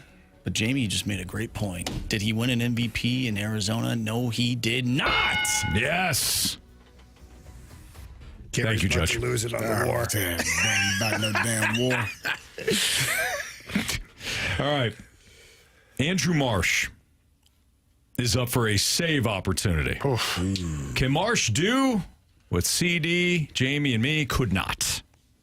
Can he beat our Gauntlet listener who is lining up for a fourth consecutive victory? If he can do so, he gets the trophy, but standing in his way is the nice guy killer, Andrew Marsh. Gauntlet next on 101 ESPN.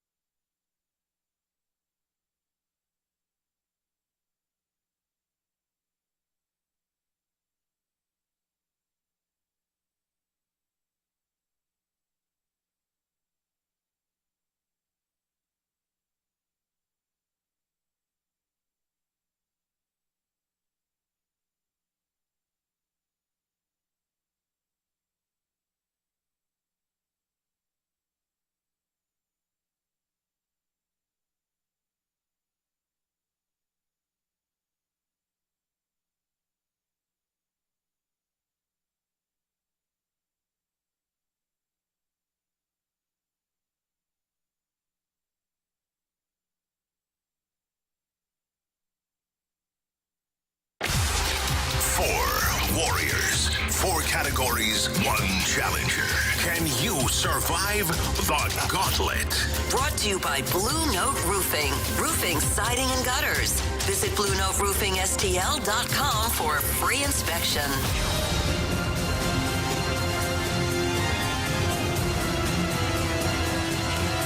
.404, your time check, brought to you by Clarkson Jewelers, an officially licensed Rolex jeweler. With Carey Davis and Jamie Rivers, I'm Anthony Stalter. And we welcome in Darren, who just defeated Carey, Jamie, and me in the Gauntlet, and he now lines up against Andrew Marsh for an opportunity to win a Gauntlet trophy. Darren, did you sleep last night? I did, and I just got back from throwing bricks off the 44 Olive Overpass. Oh, no. So I'm not a good guy. Of course, you're joking about that. You would never do anything like that. This is a fun show that we don't. Yeah. But Darren, we catch your drift. Marshy only defeats good guys in the Gauntlet. Well, we're going to find out if you actually are a good guy, or if you. Sounds good. Or if you realize you're not, at least you could go home with a Gauntlet trophy. Because if you're not a real scumbag, the Gauntlet will figure it out. Yeah. All right, Darren, go ahead and tell Marsh to spin that wheel, and then Marsh will get into the cone of silence. Spin that wheel, Marsh, and the Vikings are bad. Oh, no. I don't think he meant it. I think he did. I believe it. Yeah, I think he meant that. All right, Marsh is heading out. He's going to the cone of silence. Now, Darren, I know that you have wanted certain categories, and that has not come up. This is going to be wild. For a Gauntlet trophy, random. Oh, wow. All right. Darren, this is what you wanted, right? Is random? Thank you. Random or baseball, I think, are my two good ones. So we'll see how it goes. Okay. Well, she might know a couple of these. You never know. Random's kind of the ultimate crapshoot. Yep. All right, Darren, 4 random questions. Marsh will receive the same 4 random questions. Each one is worth 2 points unless you ask for the options. If you ask for the options, those questions are worth 1 point. Are you ready? Ready. The average game of Pinochle requires how many playing cards?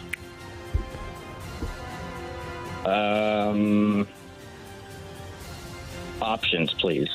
42, 48, or 52. What were those again? I'm sorry. 42, 48, or 52. I'm gonna split the deck in the middle and call it 48. Final answer. Question 2. Who won NBA Finals MVP during the Detroit Pistons championship run in 2003-2004? I'm just going to go with, do you need a first name or is last name okay? The whole name would be fantastic. Last name. I'm sure it would be, Jamie. Last name is fine. Last name's fine. First name's pretty, yeah. Okay. I'm going to go with Wallace. All right. Okay. Final answer? Final answer. Question number 3. Yep. Go ahead. Everybody good? Sure. All right. In the late 1990s, Billy Blanks spearheaded one of the hottest workouts in the nation. What was it called? What was it? Oh. Billy Blanks. I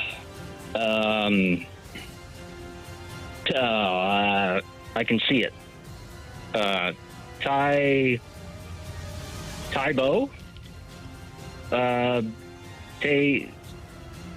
Let's go with that. Final answer, Tybo. You catch my drift. Yep. All right.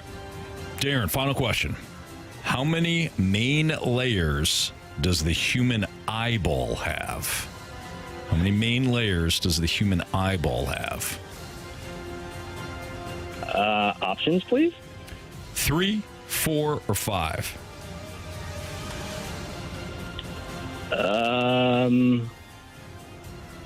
I have no idea. Let's go with 3. Final answer. All right. Let's bring back Marsh from the Cone of Silence. Darren, how you feeling? Pretty random. It could go either way. Okay. All right, Marsh is making his way in from the Cone of Silence. How do you have his hands up? I don't know. Put all your hands where my eyes can see. Guys, yeah. 101 ESPN. Saw this in the Cone of Silence from Frank Saravalli. Hearing Pius Suter is joining your St. Louis Blues. 2 years, $4 million. Look at that. Okay. Well, hell of a player. Breaking news. We will dive into that after the Gauntlet. Pius Suter is a Blue. So. Let's go, baby. Attaboy, Army. Really glad it's not hockey because I have no idea who that is. He's a St. Louis Blue now. That's all that matters. There you go. He's a Blue. I'll get to know him, baby. There you go. All right. Marsh, how was the Cone of Silence? Oh, it was great. We were listening to Billie, I call her Billie Eyelash, but Billie Eilish. The song was called Bad Guy, courtesy of Mike Ryder. And then we found out that Pius Suter is now a Blue. So good. It was a good 5 minutes. Well, there you have it. Okay. All right, Marsh. Yes. Your category is random. Oh, man. Really? You want to tell him or you want me to tell him? Pack a lunch, buddy. Okay. All right, Marsh, question 1. The average game of Pinochle requires how many playing cards? Options. 42, 48, or 52?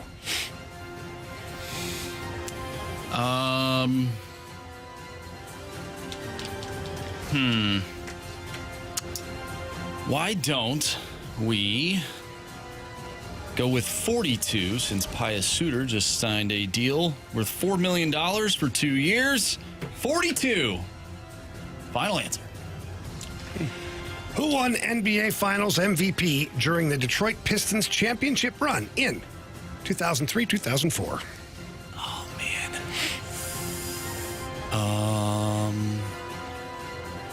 I'm going to go with either Ben Wallace, Rasheed Wallace, or Chauncey Billups. Which one?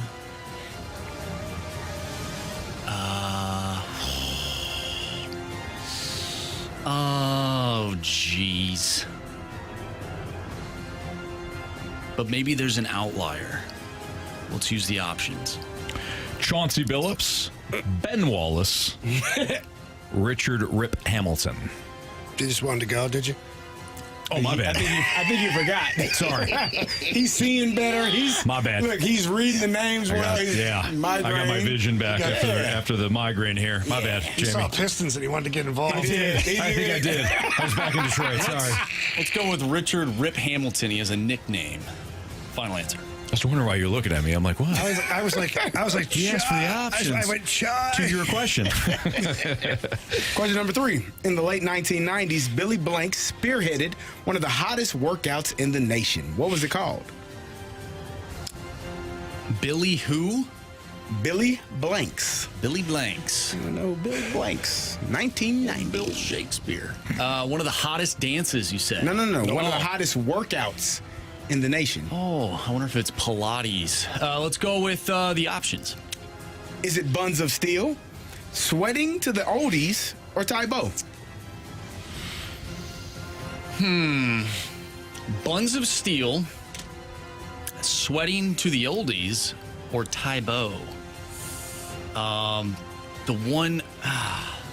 The only workout I can think of is in the Nutty Professor, where I think Carrot Top is doing his dances. And they're like, the roof is on fire. But I think they're doing squats. So I'm going to go with Buns of Steel. Final answer. Final question, Marsh. How many main layers does the human eyeball have? How many main layers does the human eyeball have? I have no idea. Options. Jamie? No, go ahead. I appreciate the offer, though. 3, 4, or 5? I don't know. 4. Final answer. Wow. All right. Let's go over these. Didn't even stand a chance today. Oh, you don't know that, Marsh. You don't know that, Marsh. The average game of Pinochle requires how many playing cards? Marsh took the option, said 42. Darren took the options and said 48. Correct answer is 48. 48. Darren up 1-0. Who won NBA Finals MVP during the Detroit Pistons championship run in 2003-2004? Marsh took the options and went with Rip Hamilton. Darren, without the options, said Wallace. So I was looking at you guys. I forgot it was two Wallaces. Yeah, I didn't think about Rasheed. But I saw the options. Yeah. I didn't think about Rasheed. It was Rasheed and Ben. Yeah. Anyways, correct answer is it's Chauncey Billups. Didn't matter. Chauncey Billups. Yeah, Chauncey Billups won MVP. So Darren's still up 1-0. How many main layers does the human eyeball have? Darren went with 3. Marsh went with 4. Correct answer is? It is 3. It is 3. Oh, that's over. Darren up 2-0. In the late 1990s, Billy Blank spearheaded one of the hottest workouts in the nation. What was it called? Marsh went with Buns of Steel. Darren, without the options, went with Tybo. Correct answer is? It's Tybo. Darren. You have chosen wisely. Darren, congratulations. You won 4-0 today, and you win a Gauntlet trophy. Congratulations, man. Confirmed bad guy, though. Yeah, I am a terrible person. So, but yeah, hey, thanks. It was fun. Good job, Darren. Nice job, Darren. You went through us pretty quickly there. Well done. Congratulations. We'll set up an opportunity for you to come in, get your trophy, snap a photo with us if you want. And, yeah, congrats, man. Jason well done. Bateman. Jason Bateman. Nice Sounds job. good. Thanks, guys. All right. Hey, have a great 4th of July weekend. You guys, too. Thanks again. All right. Thank you. Congrats, Darren. We Nice got a job. text here. It says, I think Marshy got Carrot Top confused with Richard Simmons. Oh, yeah, maybe that's what it was. It's okay. I don't know. That's all right. Yeah. Richard I didn't know any of Sweating them. to the oldies. He's sweating to the oldies. And why would you guys give me, some sort of confidence that I had a shot in that gauntlet? I wish you would have been like, yeah, you got Because it. Marshy, He told you to pack a lunch. You know certain random things. Like, you might know how many cards are in a game of Pinochle. Like, you might. You I've might. never even heard of that. But you might also know there's 3 layers in the eyeball. You could have because, known like, that. Didn't you know and your that? buddies were texting about it last week. Yeah. Like, Very you weren't. Very true. You know? Yeah. Never That's know. why I thought you had a chance. Yeah. Hey, you know what, Marshy? I apologize. I was wrong. You had no chance. Darren told you he was not a good guy. No, he apparently is And right. If you're friends with wasn't Darren, wrong. be very Yeah. careful out there. Not a good guy. Not a good dude. Wish we had a But got different it. category in the final. Yeah. Sorry. Oh, well. All right, Marsh, you do have to go to the penalty box. Yeah, that sucks, especially off this great news that we just heard. Yeah, Pius Suter is a blue. Love it. So some people in the snake pit. Why are we talking about Pius Suter? We're gonna get to Yeah, it. let's go. Holy smokes! Got 2 more hours left. Settle your face. 309. Seems like Marsh could back cleanup for the Cardinals tomorrow afternoon after being shut out. Too bad they're not playing tomorrow, but Friday, maybe. Yeah.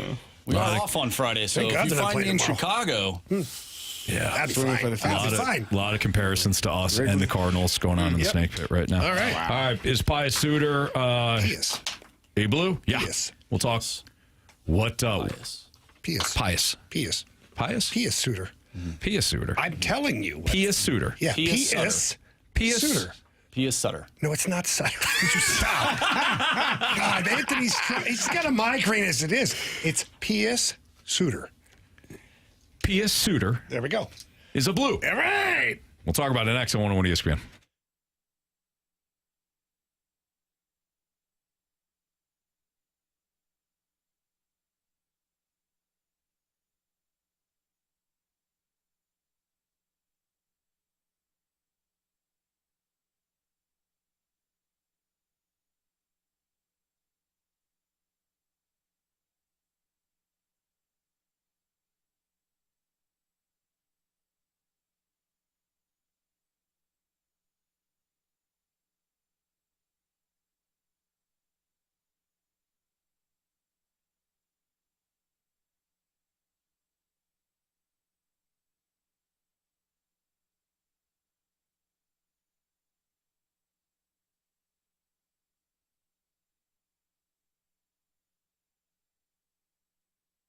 St. Louis, are you looking to sell your home, but maybe you don't know exactly how to list your home? What's going on? Times have changed, and the market sure has changed as well. That's why you need to call my friend Gloria Liu with Your Home Sold Guaranteed Realty. Gloria has been in the business for over 20 years, and she is an expert in the St. Louis area of knowing exactly what to list your home for to sell it quickly and get the most money.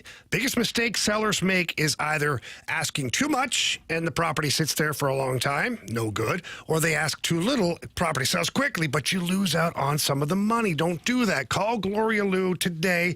Tell her Jamie Rivers sent you in. Her number's 314-325-6888. That's 314-325-6888. Let's not forget that Gloria is the best in the business, and she will sell your home, get you to the closing table with more money in your pockets later. Again, that's 314-325-6888, or visit GloriaHasTheBuyers.com.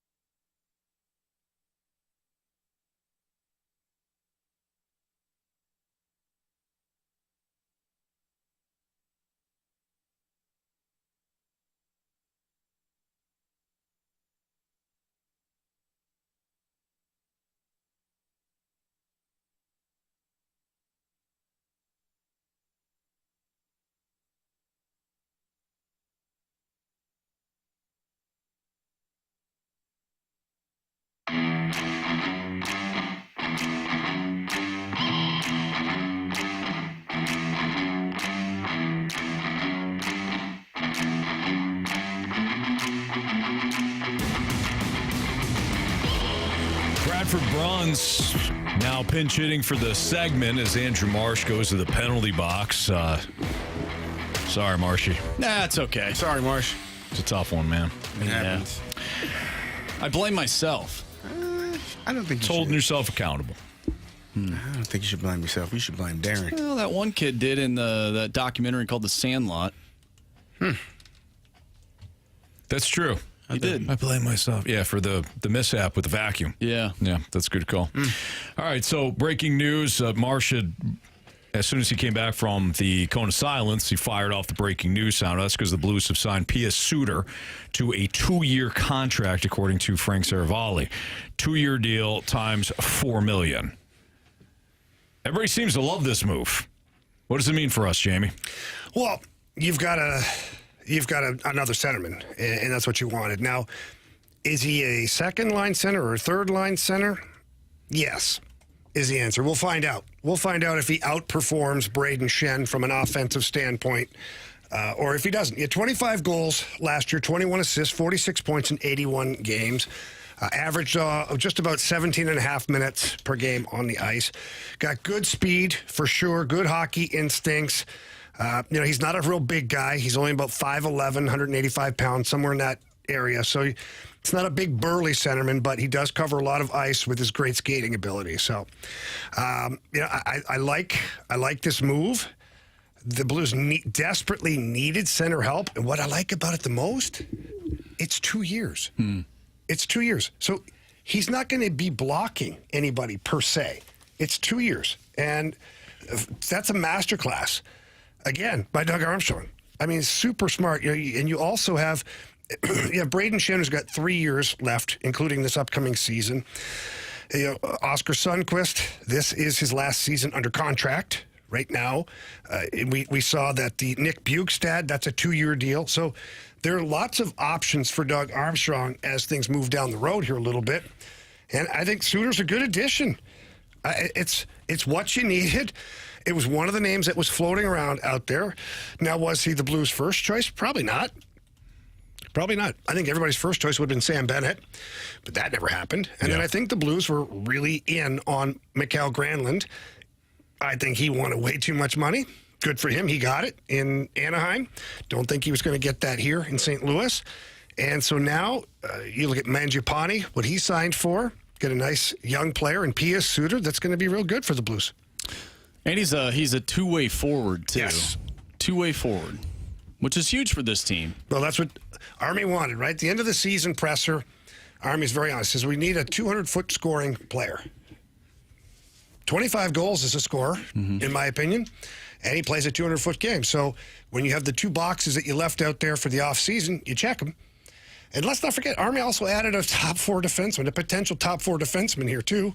And he added another big, burly centerman to go between Walker and Torpchenko and Bjugstad.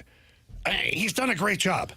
You cannot be upset. If you're a Blues fan, yesterday and you were yelling on the internet about how this roster's worse than last year's roster, one, you're wrong, but today you're really wrong. And I could tell that you're speaking to Marsh when you say that. Whoa. I was going to ask you, what does that mean for Sonny? Is one of these guys going to get kicked to a wing and maybe Matthew Joseph? Where is Sonny at if you got 5 centermen now, if my math is, I don't do math. But. Well, no, you don't have 5 centermen, but here's the logjam for you, is for Sonny, Texier, and Matthew Joseph right now. Let's just assume that those are the only 3 guys competing. Don't know where Dvorsky's going to fit in here as well, or anybody else. This Carbonneau kid, by the way, a beast out there. Development camp, it's like he's taking everybody's lunch money right now. He ran a guy over, took the puck, went down around the defenseman, popped it top shelf for a goal.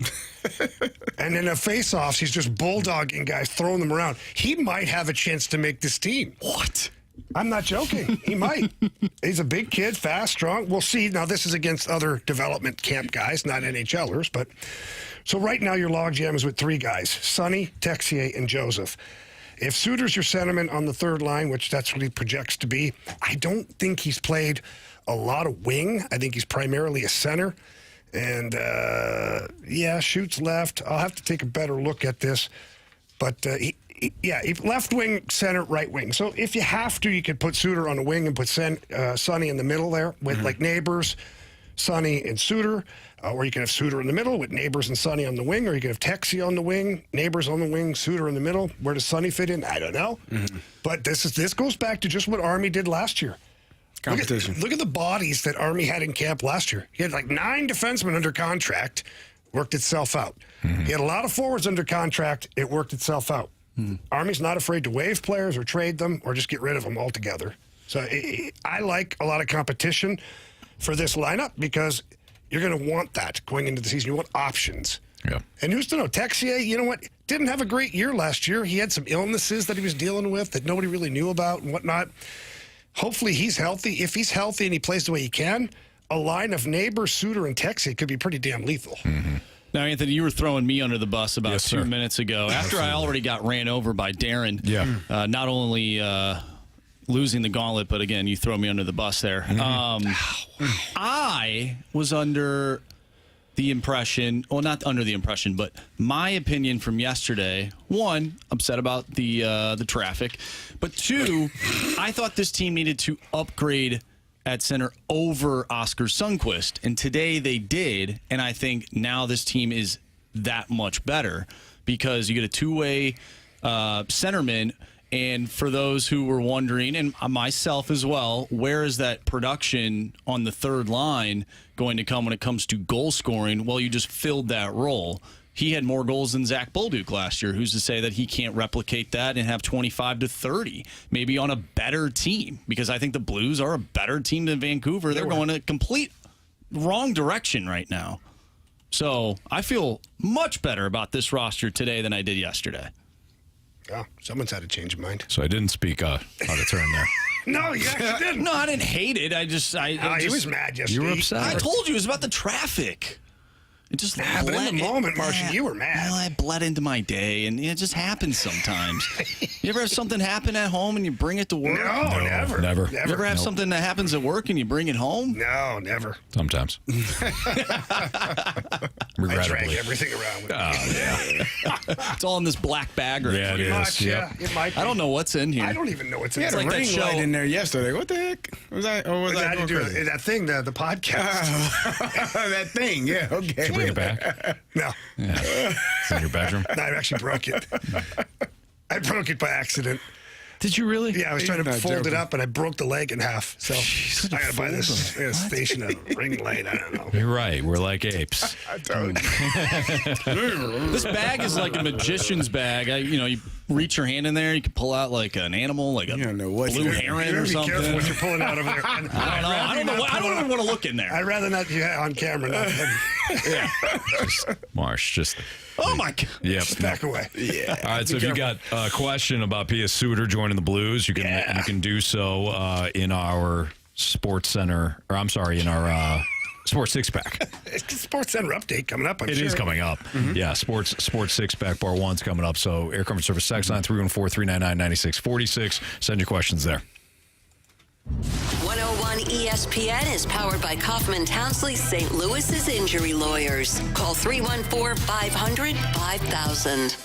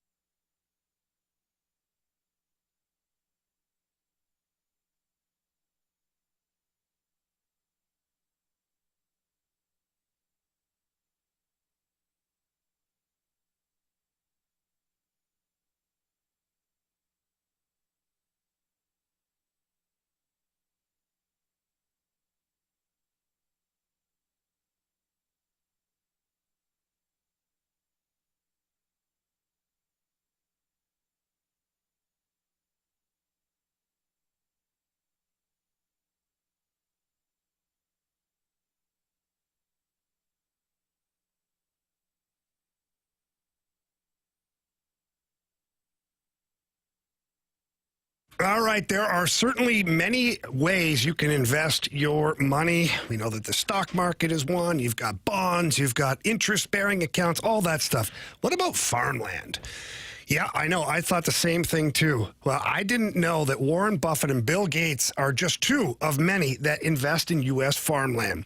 There is a reason, too. Steady returns, long-term growth, and real stability. So even when that stock market is all over the place, and we've all experienced that, the farmland just keeps on going. Steady returns. There's no fluctuations there. So AgVest has been doing this for 14 years. They've been leading the leading financial institutions manage over $900 million in farmland deals, and they're licensed in 10 states. So if you own farmland, AgVest can help maximize its value with full-service management, from sourcing and diligence to rent and tenant selection. I know it's a new concept and probably something you haven't heard of before, but lots of people are investing in this farmland. And if you have any more questions or you're interested at all, my guy, Chris Bronner, will explain all of it to you. He's awesome at what he does, and you can give him a call at 618-520-7022. That's 618-520-7022. Or you can always visit agvestadvisors.com.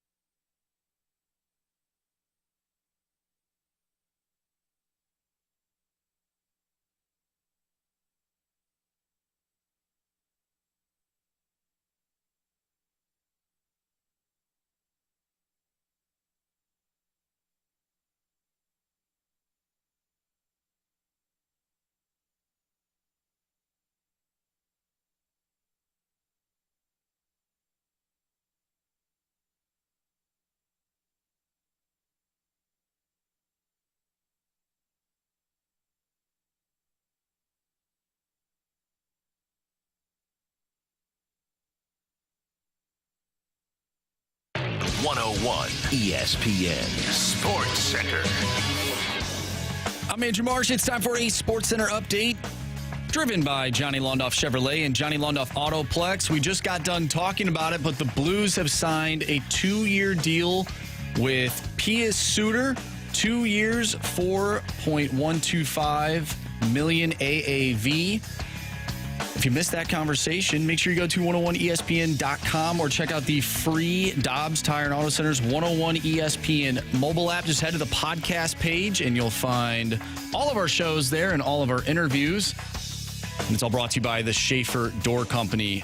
2 by 4.125, according to Elliot Friedman for Pius Suter, as he is the newest St. Louis Blue. We talked earlier today with Brad Thompson about your St. Louis Cardinals as they fell to the Pittsburgh Pirates today, 5-0. The Cardinals swept and did not score any runs in that series against Pittsburgh. They'll have tomorrow off, but then take on the Cubs on Friday. First pitch is at 1:20. We have our Sports Six-Pack coming up next, so get your questions into the Air Comfort Service text line, 314-399-9646. Part 1 of the Six-Pack coming up next. I'm Andrew Marsh, and the Sports Center update is driven by Johnny Londoff Chevrolet and Johnny Londoff Autoplex. See them at londoff.com. Chevy, together we drive. Are you kidding me?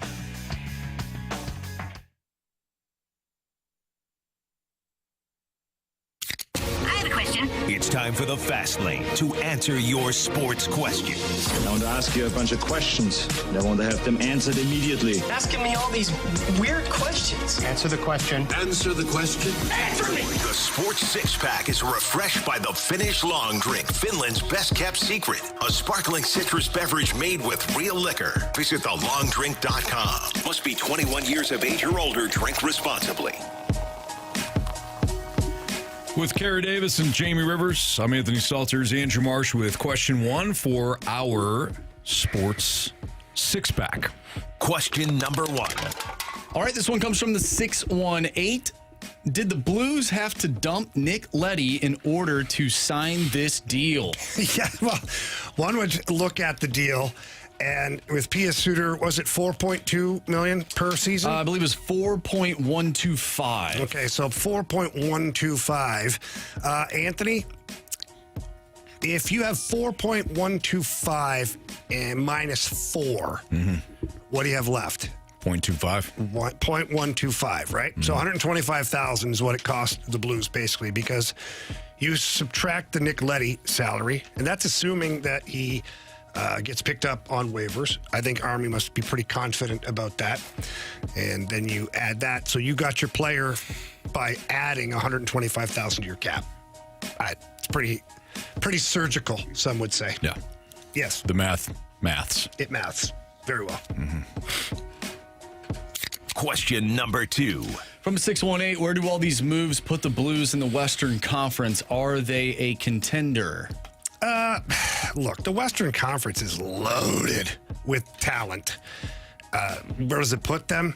It puts them in a much better spot than they were last year. That's where I'm going with it, because you haven't played one single game yet.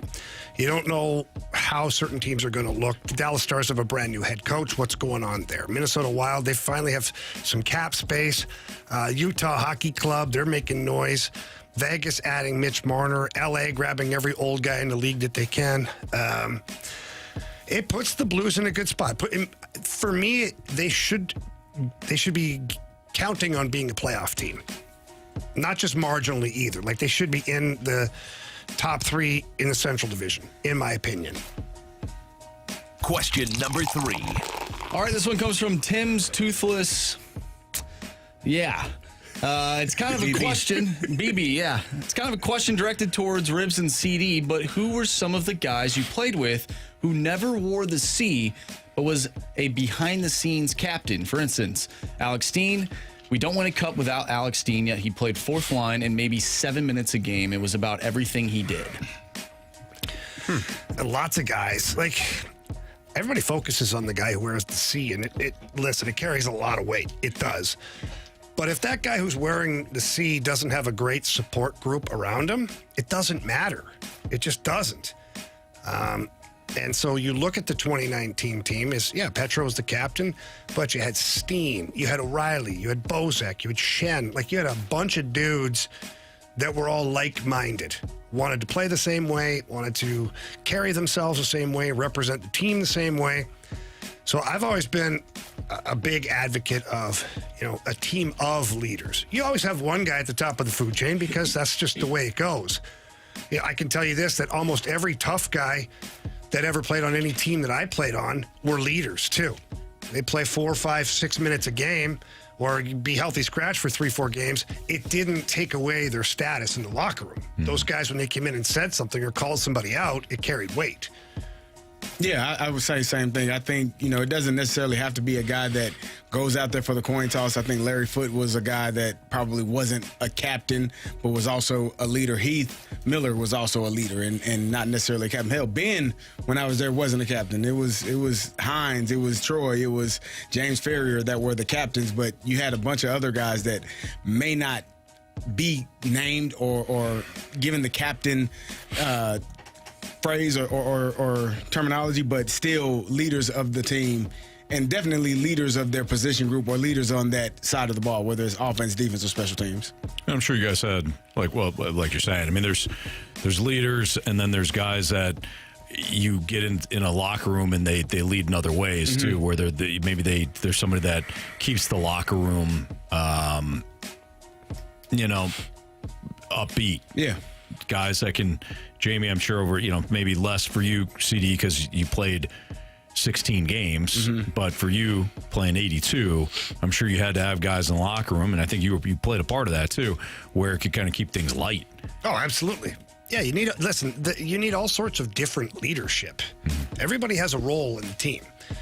On a successful team, everybody has a role. And you usually know your role pretty quickly as the season starts getting going. And guys will hold you accountable too. There are times in Detroit, like when I first got there, you're kind of easing your way in. I knew a lot of the guys. I played with Hully, Shanny, Cujo. I played with those guys before, whatnot. But you're still stepping into a locker room of Chelios. Never played with him. Lidstrom, Matthew Schneider, Yzerman, Datsuk, Zetterberg. Like, we had a pretty good team. And I remember early on, like Stevie Yzerman, I'd known him from growing up in Ottawa together. And we had some kind of a little skid early in the season. And he was like, hey, he's like, you're here for a reason, right? I was like, well, yeah. I'm like, well, we're not playing like tonight. He's like, no. He's like, where are we going tonight? I was like, well, he goes, no, come on, man. He goes, this group needs to go have some fun, man. Yeah. I was like, all right, I got you. I got you. Yes, sir. Is there ever a time in the season where the more outspoken person from like a humor standpoint, more so like the glue guy, where that does not work because of the circumstances throughout the year, maybe the team's losing? Is there ever a point where some guys, and maybe this is because of the players that are in there, where that person could be annoying? Is that ever a thing? Yeah, and those guys usually aren't around because there is a certain level, there's a certain talent into being that guy. I was going to say, that's the guy that thinks he's the leader, but he's not. He's the guy that's not getting invited out. That's the thing. Like, that thinks he's supposed to say something and talks loud, and everybody's like, shut up. Like, we had guys like that, too. I remember this one teammate in particular. I won't name his name because people know the guy, but every time he could see from where he sat in the locker room, he could see through the door when the coach would be like coming from his office. And as soon as he said, be like, come on, guys, let's be ready to go tonight. Come on, let's go. Yeah. And then the coach, 2 seconds later, coach would walk through the door. So it took a while, like a couple weeks. And then I remember sitting there with a teammate, and I go, watch this. I go, if he starts hooting and hollering or like acting like the leader of the bunch, I guarantee the coach is walking. Yeah. And sure as all heck, coach walks in. After that, credibility gone. Done. After the guy's gone, like a month later. Like, we're done with this. Yeah. Is that something that you guys say to the coaching staff, or do they pick up on that themselves? What happens is they pick up on that. The coaches aren't fools. Right. Like, when they're walking and it's the same guy, always like, what is going on here? And then when that player doesn't play the way he's telling everybody else to play, that's the other part. Like, if you're going to be that guy, you got to be that guy on the ice, on the court, on the field. If not, nobody cares. I ain't giving a damn about what you're talking about, man. Shut up. Part 2 of our Sports Six Pack is coming up next, so keep those questions rolling into the Air Comfort Service text line. Again, 314-399-9646. Part 2 of the Six Pack next.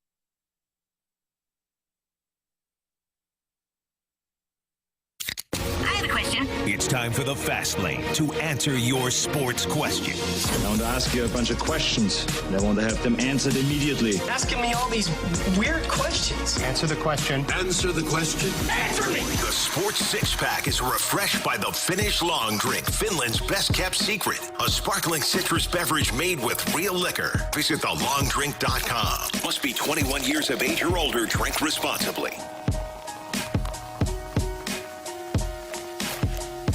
Part 2 of the Sports Six-Pack is right now, so if you have a question, still some time to get in. Air Comfort Service text line 314-399-9646. Carey Davis, James Rivers, Anthony Stalter. Marsh, question 4, please. Question number 4. Guys, we got a Would You Rather 4th of July edition. This one's interesting. These are fun on road trips, Carey. Oh. From the 636, for the 4th of July, would you rather play lawn darts with rusty metal or drink nothing but moonshine from dawn to dusk? I don't think you'd be able to make it from dawn to dusk, would you? I'd rather try. I would. I actually. I don't even care about lawn darts at all. Whether they're rusty or whether they're brand new. Right. I'd rather play cornhole. Yeah. So give me the moonshine. See how far it goes. Sure. Yeah. How long I can I mean, at some point you're going to be having one hell of a time. At some point. And then you're going to sleep really well. You'll be seeing rusty lawn darts, whether they're there or not. Yeah, I don't even think this one's close, to be honest. Yeah. You guys ever play beer darts? You ever played, was it called Frisbee? Yeah, Beersby. That's what I call Beersby? it. Beersby? Yeah. Beersby, You've got a great beer game. bottle on top of this thing. You throw the Frisbee. Pretty fun. You knocking off beer? No, it's an empty beer. It's an empty But you're holding the beer, too. You can, because you have one hand. You can only have one hand, and you got to catch it. And if the other team scores a point, you take a drink. Or if you drop the Frisbee, you take a drink. It's pretty fun. Yeah. It's fun. It's fun. Anthony. It's a good time. It is. You guys ever play beer darts? No. Beer dart. What's beer darts? That's when you sit in a circle with a group of friends, and everybody has a can of beer right below. You guys got to get your head out of the gutter. You're in lawn chairs. You're in lawn chairs in a circle, okay? Grow up. Grow up. You sit in a circle. I've seen this one before. You put the beer Power through, Marsh. I'm between listening. your feet, right? It's not empty by any means. It's a full beer can, and you try and throw the dart and hit it in the beer can. So say I'm throwing it towards your beer, and I throw it and it hits the towards the bottom, creates a hole. You got to open the beer and drink until you get down to that hole. So, and if it hits the top, then you got to drink the whole thing. Have you ever played Hammerschlagen? Yes. That's a fun game. That's a fun game. What?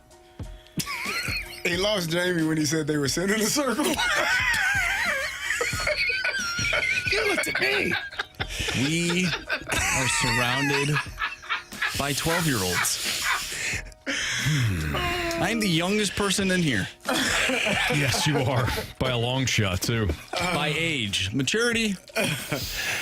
And I mean, it sounds like a hell of a game. I'm not gonna lie. It is fun. It's a good game. Sure it is. You gotta create the hole. You sure do. In the can. Let's just move on. Can't take you two anywhere. Oh yeah, you can. We're a good time. Oh man. Marsh, what's our next question? Question number 5. Bazooka 275. Some people hammer their schlocken while sitting in a circle. He gets it. I think everybody gets it. All right, moving on. Back to sports. From the 636. Question. I think the Blues are still on Bo Byram. Do I what? Bo Byram. You think the Blues still want that guy? I don't know. I'm sure that. I don't know. If they sit around and talk about it. I'm sorry.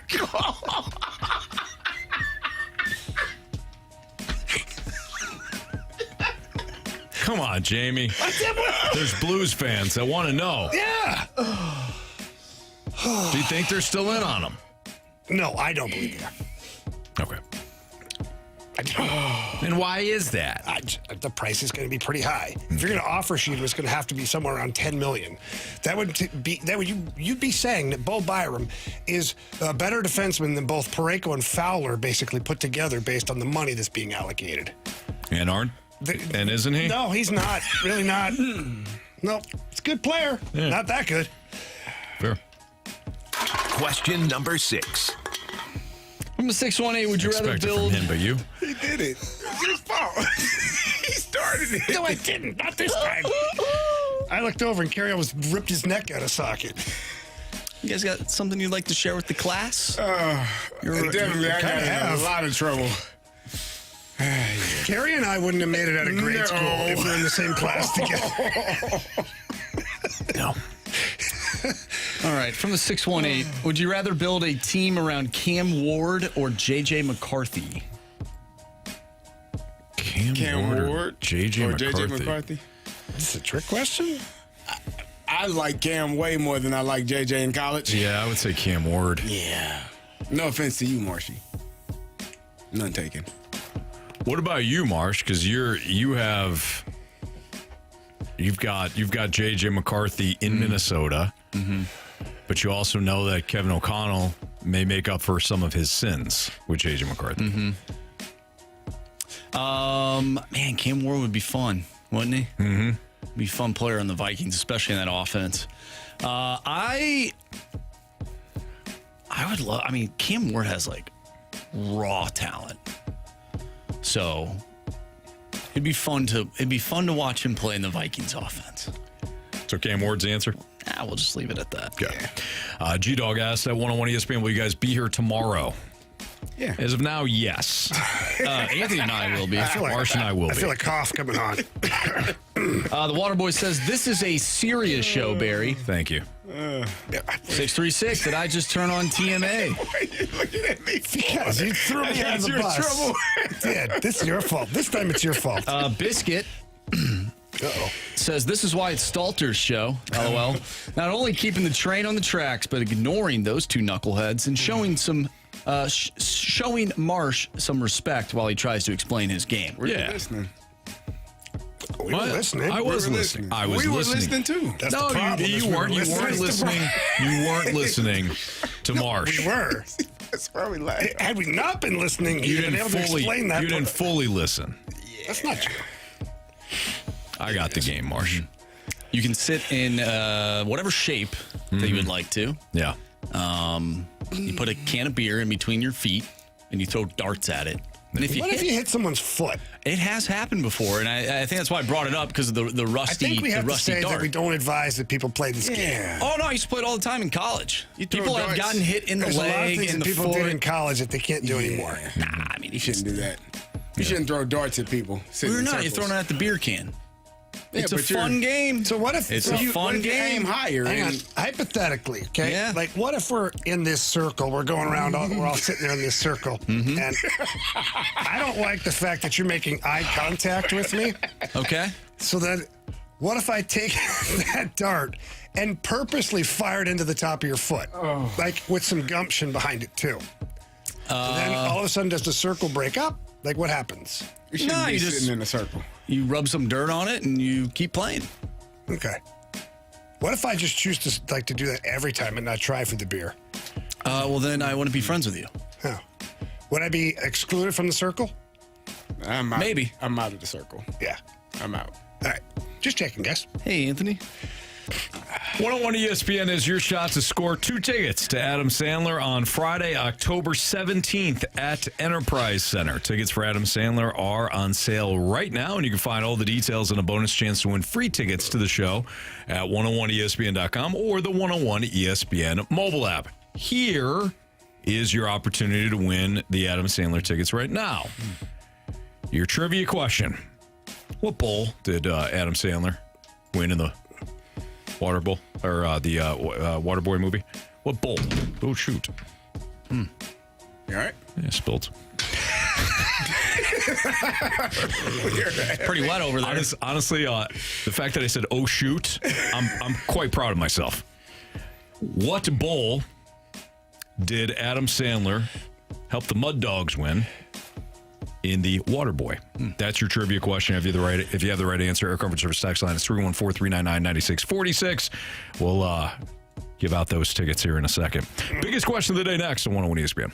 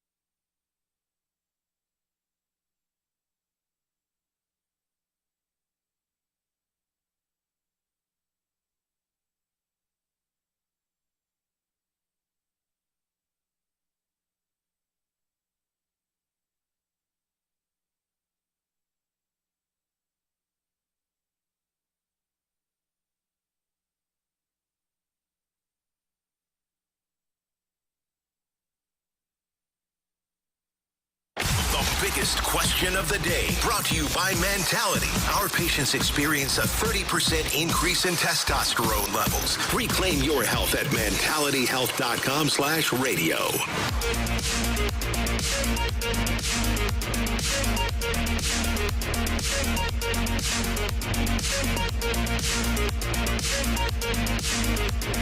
Your time check is brought to you by Clarkson Jewelers, an officially licensed Rolex jeweler. Carey Davis, Jamie Rivers, Sandra Marsh.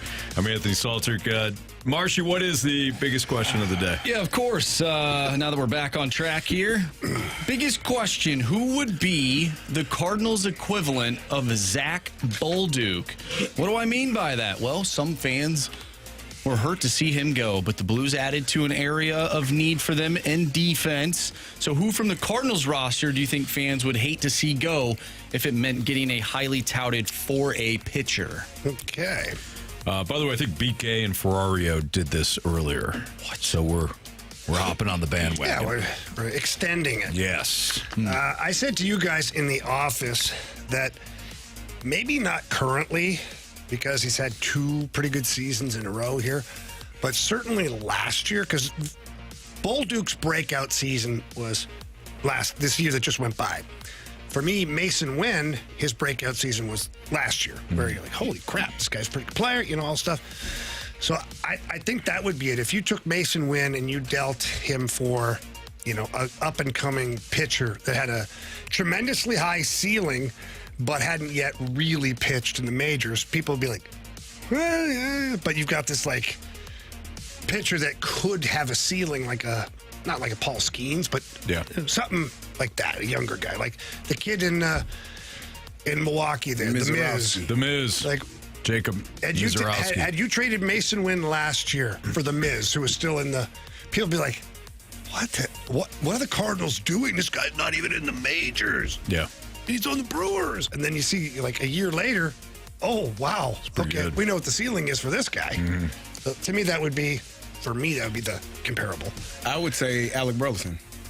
You probably, if you're similar to what the Blues did, you trade from a position where you have a plethora. Like I think you got, Alec Burleson's an outfielder, first baseman. You got guys that can fill that void. He's hitting the ball really well, but he's not to that elite star yet. I think Mason Wynn would be difficult because you projected him to be a superstar. Whereas Bolduc, maybe he is, maybe he isn't. I think that's Alec Burleson. Maybe he is, maybe he isn't. Possibly could be. He's headed, trending in that direction. If the Cardinals traded him right now for a starting pitcher that had pitched, 15 innings thus far, you'd be like, oh my God, what are they doing? Yeah. And he's up and down between, AAA and the Major League team. You're like, oh, this team. They don't know what the hell they're doing. So I think it would be Alec Burleson. I think maybe Victor Scott. If Victor Scott continues to have a good year, if Victor Scott continues to have a good season, then you trade him in the offseason. I think maybe that's your equivalent. Because Victor Scott a year ago, you saw, you're kind of tantalized by what he could do, but then, his season got off to kind of a rocky start, and then they sent him down. Not apples to apples to Zach Bolduc, but we're all excited about Victor Scott now. Now, if he has a good season this season, and then they traded him, I think that would make that would be a good comparison. Yeah. Mason Wynn from a timeline standpoint makes sense. It's just that he plays shortstop, and it's such a premium position. A pitcher's kind of premium too. It is, yeah. It's important. I just don't know, Zach Bolduc. Obviously, a winger is important, but it's not like they're trading. A centerman. If Jordan Walker had more production, you could almost say that too. Sure. But he hasn't had his Zach Bolduc season yet. Yeah. I think some people would still be wondering if they did move on from Jordan Walker because you haven't seen it, and because everyone has told you that it's there, and then there'd be a level of frustration if it was there elsewhere. So he could be one. We get a message from Sean in the Snake Pit. I'm worried Zach Bolduc will turn into Tage Thompson. Do you think that could ever happen? What, Zach Bolduc? Zach Bolduc. Turn into Tage Thompson? I don't know. But then, again, so let's flip it then. What if Logan Mailloux turns into Shea Weber or Evan Bouchard? Do you really care? It's like Ryan O'Reilly won you a Stanley Cup. Ryan O'Reilly is nowhere near the skill level of a Tage Thompson when it comes to offense and goal scoring. Are we upset that we don't have Tage Thompson anymore? And he's off scoring 40 goals a game or 40 goals a year in Buffalo, who hasn't made the playoffs in 14 years? No. Yeah. We're not. If he was scoring 40 goals a game, you'd damn well be upset. I'd be pretty upset. I think the league would be upset too, to be honest. Splashback Deuce said Herrera, ? Oh, that's not a bad one. I thought of I think Herrera. he's too good, though. Yeah, that's... I think he's proven... But what has he proven? He's been hurt. He's proven he's got power. But Bolduc proved he can score goals. It's pretty good comparable. That is a good one. I think it's good, yeah. Give Splashback a little gold star for that one. Nice job. He gets a crown. I think you got to pay for that. Does he have a crown? Do you have... Is that what that is? You got to pay for that? I don't know. He does have crown. Okay, hang on. He's got the number 2 crown right now. So Bill Reloaded has the number 1 crown. I have no idea how these crowns Somebody work. else had the number 1 crown earlier today. It's rotating. Is it based on engagement in the snake pit? Or hours that you're listening? Snake pit. They should add. They should answer. We need more information on where the hell what's did they going come on from? here. Do you pay for your crown? If not, how do you earn it? Give that some time. Yeah, I'm looking at like the top fans right now, and like Waterboy is 6. Waterboy is very active. Well, maybe it's based on the day. Splashback says, I haven't paid diddly. Jeremy Hodge says, yes, you have to pay for it. Guys, we need a tiebreaker. And Bill Reloaded says X points. What's that? What's XP points? I have no idea. Experience points. What does that mean? Xylophone. Xylophone points. XP, like, you know. Wallace Depends on how well you do. Then you get I know. XP. There's no payment. There's double comments. XP weekends. What? Yeah. Okay. I don't know. Said no payments from Bill. So we have a lot of. It's a point system, says Jeremy. Who now based off of what? Who now took over the number 1? Woohoo! Bill's going to be pissed. Oh, Bill, he took your number 1 from you. He did. I don't Maybe know that's how. why. Wow. So Bill said no payments from Bill, and then he lost it. Experience points. So what is an That's what I just experience? said. Yeah, but what is an experience point? It's just based on your impressions, like your liking. How many times you talk? XP is typically in a video game. So, like, if you're playing Call of Duty, right? Depends on how you do in said game, you gain XP. And that's why I said they have double XP weekends, where then you can get double the XP, and then you unlock things but Marshy, quicker. never mind that. What are the XP in this? Oh, I have no idea. I think he's just making that up. Spam the comments. What? Getting involved in the show? It's Jeremy. Getting involved. I think it's commenting or having lots of text or interaction messages. Yeah. So just typing. Okay. Throughout the show. All right. It's good to know. Anthony, get in there. I want you to have a crown at some point. That's my challenge. Every 2 seconds, Anthony. Hey, here we go. Yep. Yeah, there's a crown right over there. Okay. Put it on your head. It's Crown Royal? Oh, no. Crown. We're not interested then. Yeah. Never mind a real crown. All right, boys. Any interest in a reunion with a former Cardinal pitcher? Not that former Cardinal pitcher, Jamie. It's next on 101 ESPN.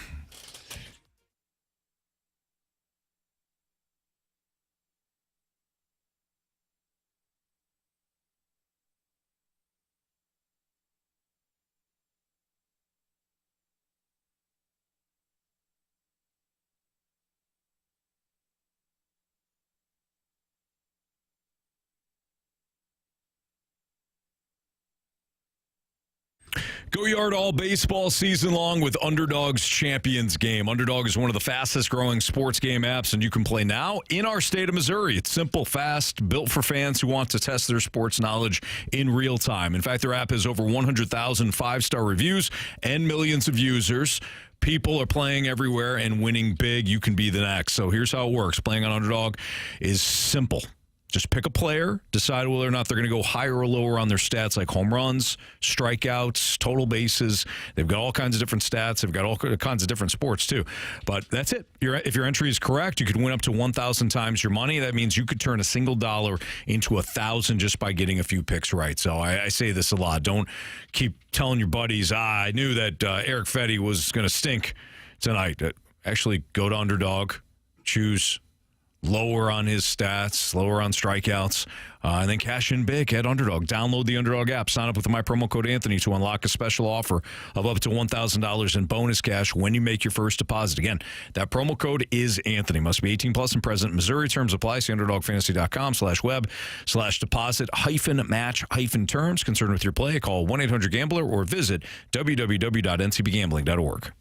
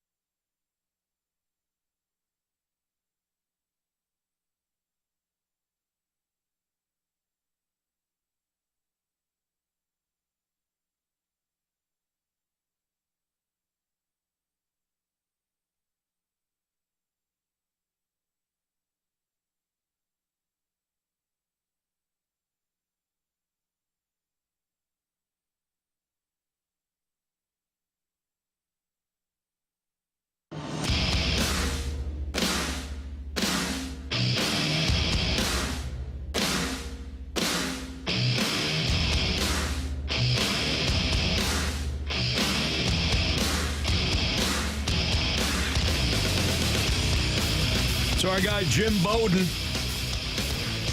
Bobby's brother, over at The Athletic, put together an article. Thank you. He was pointing at you. In which he... didn't have my ears in yet. Turn my glasses on. I couldn't hear. Put together an article at The Athletic in which he talked about players that could be dealt at the deadline and added some predictions from executives around the league on where those players could go and how likely it is that they get dealt. Starting pitcher, the first starting pitcher that he listed was Sandy Alcantara, former Cardinal, now Marlin, of course. Now he's not having a good year. He's 4-8. He's got a 6.98 ERA. I don't know if Miami would be willing to trade him with his value being lower than what obviously it hasn't. It would in previous years it's a lot lower. But would you guys be interested in a reunion with Sandy Alcantara, provided, of course, the Cardinals are interested, the Marlins are interested, and they work out a deal that makes sense? So let me ask you this. What kind of a year did he have last year? He's coming off Tommy John. Yeah, okay. So, coming off Tommy John, not having a good year. Look, if it cost me next to nothing, why not? Because there's always the chance of, like, this year he's still kind of some discomfort in his arm, one more off season, and then all of a sudden you get the Sandy Alcantara back that has been dominating people's faces. Right. For next to nothing, I'd take a flyer. Yeah. To next to nothing. Next to nothing. Because I don't know, like, this version might be what he is now. Yeah. Or it may not be. But I don't know that. I'm taking all the risk if I'm the Cardinals at this point. The Marlins, you already have them, like, whatever. Like, there's no risk in that for you. Yeah. What about you, CD? I don't think so. I mean, you already have pitchers that are up there with the ERA. We talked about that yesterday. How poorly they're performing in that area in terms of ERA. His last year before he got injured, he was at a 4.14 ERA. And I know you don't care about wins and losses because that's a team stat, but earned runs is a pitcher stat. Putting the ball in the right places. For me, I would say, now if you're getting him for nothing, what harm is it? It won't be for nothing. So what do you think you'd have to give up? Probably. Is it too much to ask for a starting pitcher that's a 1-2, possibly a 3? That you know for sure that's what they are. Like, I think when they got Sonny Gray, you were confident that who he is what you're getting, which is a really a damn good pitcher. Like, some people say, oh, he's not an ace, but he's your ace. Like, he's probably a 2 on a really good team. He's probably a 3, but a team that has an ace, he's definitely a 2. Yeah. Is it too much to ask to get that in return? And not get a guy, well, 3 years ago, this guy was something. Yeah, well, what was he last year? What is he now? So that question actually goes very well with a question that Chris just posed in the snake pit. Chris said, should we really be taking flyers on starting pitchers at this point? And CD, you just said, hey, is it too hard? Is it too much to ask to get a top end starter? No, it's not too much to ask. If you go to market though, you're gonna have to pay tons for that guy. Yeah. And a lot of times you're paying for past production, so it gets a little tricky, right? We all know the risk that's associated with paying a free agent top end pitcher a truckload of money. But should you be taking a flyer on starting pitchers at this point? Yeah. Yeah, because really, where else? For the right price, I'm in. For the right, this is. But that's the problem. Like, it's going to be cheaper because it's not as well. And so polished. what, CD? So what? It doesn't change anything for your team. But we've already done that. But it doesn't change a thing for your team. Hear me out for a second. Okay. Because you get Sandy Alcantara, you add him to your rotation, whether it works out this year or not, whatever. Michaelis and Fetty and Matz, all 3 should probably be gone next year. If that's the case, you've got Sonny Gray, Liberatore, McGreevy, Palante, and then if you had Alcantara. What if Like, what if you can get him back to even close? Then all of a sudden, if he gets back to close, then you've got Gray, Liberatore, Alcantara, McGreevy, Palante. What if Quinn Matthews is on the precipice of becoming that, and now you just blocked him? You can never have too many. That's right. Someone's always going to be hurt. Hear me out. Hear me out on this. All right. Max Fried and Corbin Burns each got more than $200 million in free agency. So you can go that route, but you have to, of course, attract a free agent to you, pay that money, right? Alcantara's 29. He's in his first season of Tommy John surgery. After his poor start, he's allowed 3 runs or less in 4 of his past 5 outings. He's making $17.3 million this year. We'll make the same next year, and as a $21 million team option for 2027. That's nothing for a starting pitcher. So you can get creative with reclamation projects. And if you don't think that works out, look at the Milwaukee Brewers. The Brewers have been that team that has taken on reclamation projects year in and year out. Now, normally it's a 1-year deal, but they usually find the guy that is coming off an injury, or he wasn't being utilized with his previous team, and they decide, hey, you'll fit right in here, and it works out. I'm not saying this is a bona fide.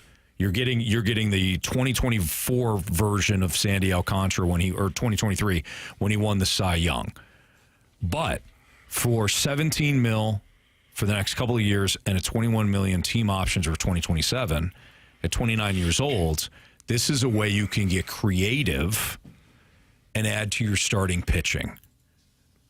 I don't think he is a 7 ERA pitcher for the next 3 years. What's it cost me? Because that's the tough part. Let's say it costs you 3 prospects. Let's say it costs you one of your your top 10 prospects was somebody in Double-A, and then somebody in Single-A. It would also depend then for me on which one of my prospects. Like J.J. Weatherholt and Sajaci are basically no. But wait, they're basically the same player. They're basically the same player. They're a middle infielder that Weatherholt is crushing it. You know what I mean? Mm-hmm. And so you have to look at that and go, okay, can we move one of those? Now, they're pretty highly touted prospects. Is that too much to ask? Because you have an abundance of it. You've got Mason Wynn, Brendan Donovan, Sajaci, Weatherholt, Gorman. All these guys are playing in these. Yeah, right. I don't know. It's kind of like the Blues moving Bolduc. Mm-hmm. Now, they're not moving, like you wouldn't be moving one of these players for a young starting pitcher. Right. But I wonder if something like that gets it done. Or if that's too much. I don't know. At one point, the Cardinals took a flyer on a really talented pitcher that was coming off an injury.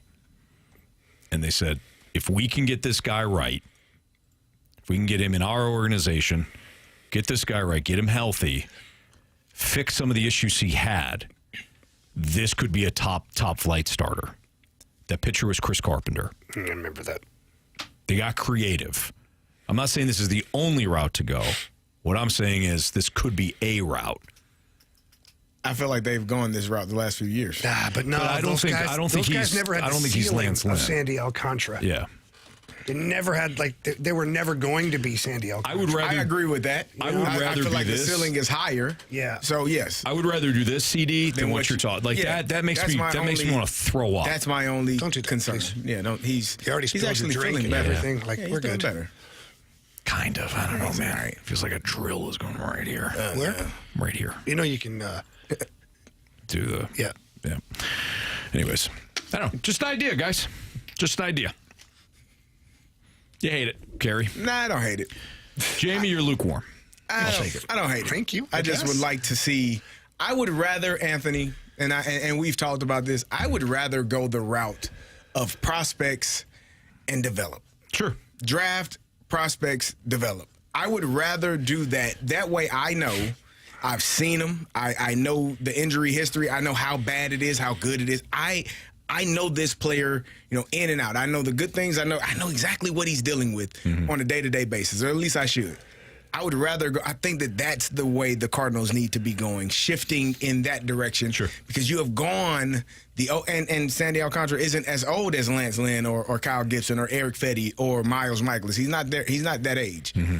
But you've gone that route more than enough times, and you've hit your head. Yeah. More than enough times and say, you know what, I probably shouldn't keep going that route. Mm-hmm. Let me get some prospects, some high-level prospects, develop those guys, and then let's bring them through. And it takes longer. Question for you, Carey. Yes, sir. And I understand exactly what you're saying, but can I present a scenario? Sure.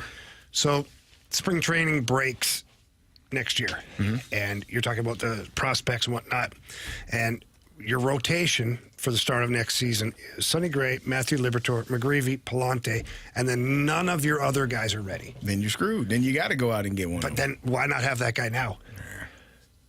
I would rather have more waiting in the process. Yeah, but then if you don't have guys that are ready, then you're screwed. Then you're going after a Lance Lynn. Then you're going after a Kyle Gibson. Whoever's sitting around at home at that point, you're throwing them a contract. Keep Steven Matz. Bring him back. I'm at home. Oh, my gosh. He said it. Steven's my guy.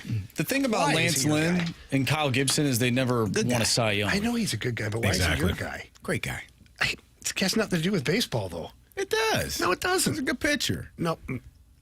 Pitched in Gotham City one time.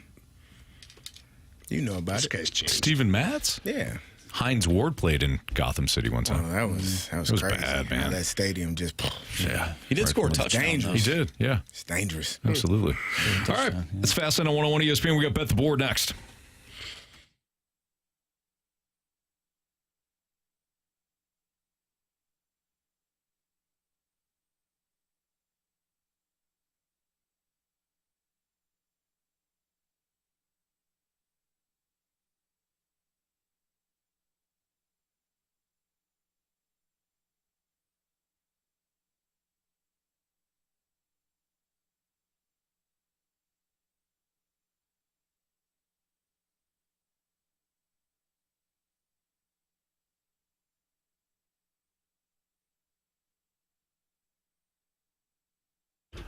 Jamie, I love Stewie. I love our guy Stewie from Stewart's American Mortgage Corporation. I love the fact that he is genuine. He's not somebody that's trying to sell you something that he doesn't know about. He is, and I don't throw around this term loosely. I know you don't either. He's an expert. He's an expert at saving people money. If you're buying a new home, he can help you there. If you're refi, if you even think about, hey, do I refi now? Is it a good time? Where are the rates? Stewie knows all of that. Yeah, he's the best, man. I'm telling you. From the moment when I purchased a home, we worked through the interest rates, and the process was simple. And then you watch him work with other people. They've got debt problems, and Stewie comes up with solutions for them. He should be your first phone call, but if not, at least make him your second phone call. And get a second opinion by our guy Stewie. He's the best in the business, and he absolutely just loves helping people. And he gives out his personal cell phone number. That number is 314-324-4440. Again, 314-324-4440. Call him. You won't be sorry. I promise you. Tell him that you heard about him here on 101 ESPN, too. He loves hearing that.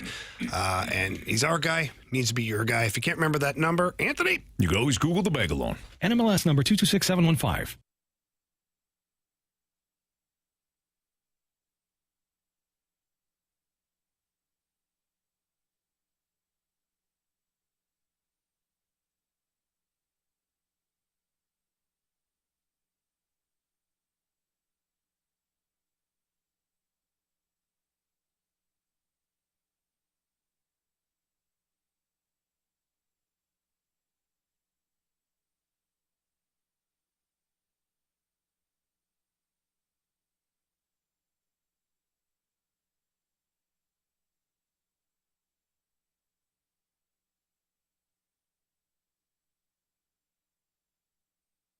This is Jay Delsing, and my show Golf with Jay Delsing can be heard right here on 101 ESPN, Sunday mornings from 8 to 10. And it's brought to you by CGI. That's Golf with Jay Delsing, heard every Sunday morning right here on 101 ESPN. Circus Sports, they are the best in the business. My buddy Derek Stevens, who had a dream of opening up Circus Sports in Las Vegas, one of the world's largest sports book at his casino. Well, Derek did that.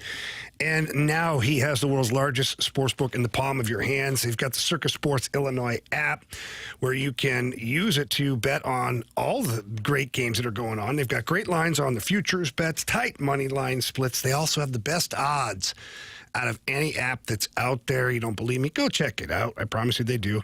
That means bigger payouts. They got high betting limits. And let's not forget, too, that not only do they have the app, they've got great competitions that are going on right now. The Circa Million and Circa Survivor are two of them. Those contests are bringing about $21 million in guaranteed prizes. And if for some reason the entries go above that guarantee, all that extra money back into the first prizes that are available. Now, you got to be in person to register for those contests, and you can continue to register until September 6th at 2 p.m. And once you are registered, let's go back to the Circus Sports Illinois app. You can use that at any point to work the contests at the same time. So please don't miss out on the action. Download Bet Like a Pro with your Circus Sports Illinois app today and join in on all of the fun available over there. If you or someone you know may have a problem with gambling, call 1-800-GAMBLER or text ILGAMB to 833-234.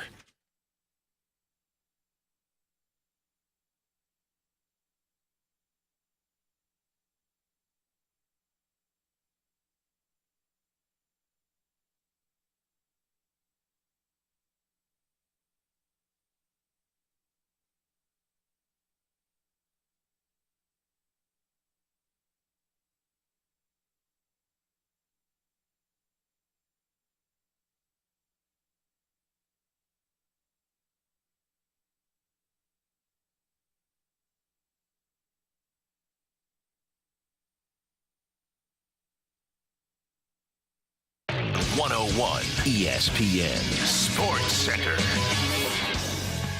I'm Andrew Marsh. It's time for a Sports Center update brought to you by Saliga Heating and Cooling. Lots going on in the NHL, especially with your Blues, as they put Nick Leddy on waivers, and then they signed Pius Suter to a 2-year deal worth $4.125 million. That is the average annual value. We discussed the signing earlier today. If you missed that conversation or anything from today's show, make sure you go to 101ESPN.com or check out the free Dobstar and Auto Center's 101 ESPN mobile app. Just head to the podcast page. You'll find all of our interviews, all of our shows, and it's all brought to you by the Schaefer Door Company. Speaking of interviews, we talked with Brad Thompson earlier today as the Cardinals lost to the Pittsburgh Pirates 5-0. Once again, if you missed that, just head to the podcast page. All brought to you by the Schaefer Door Company. After the show, we'll have the United States women's national team taking on Jamie's Team Canada. Pregame for that one starts at 6:15 with the kickoff at 6:30. We have Bet the Board coming up next. I'm Andrew Marsh, and the Sports Center update is brought to you by Saliga Heating and Cooling, a Daikin heating and air conditioning dealer.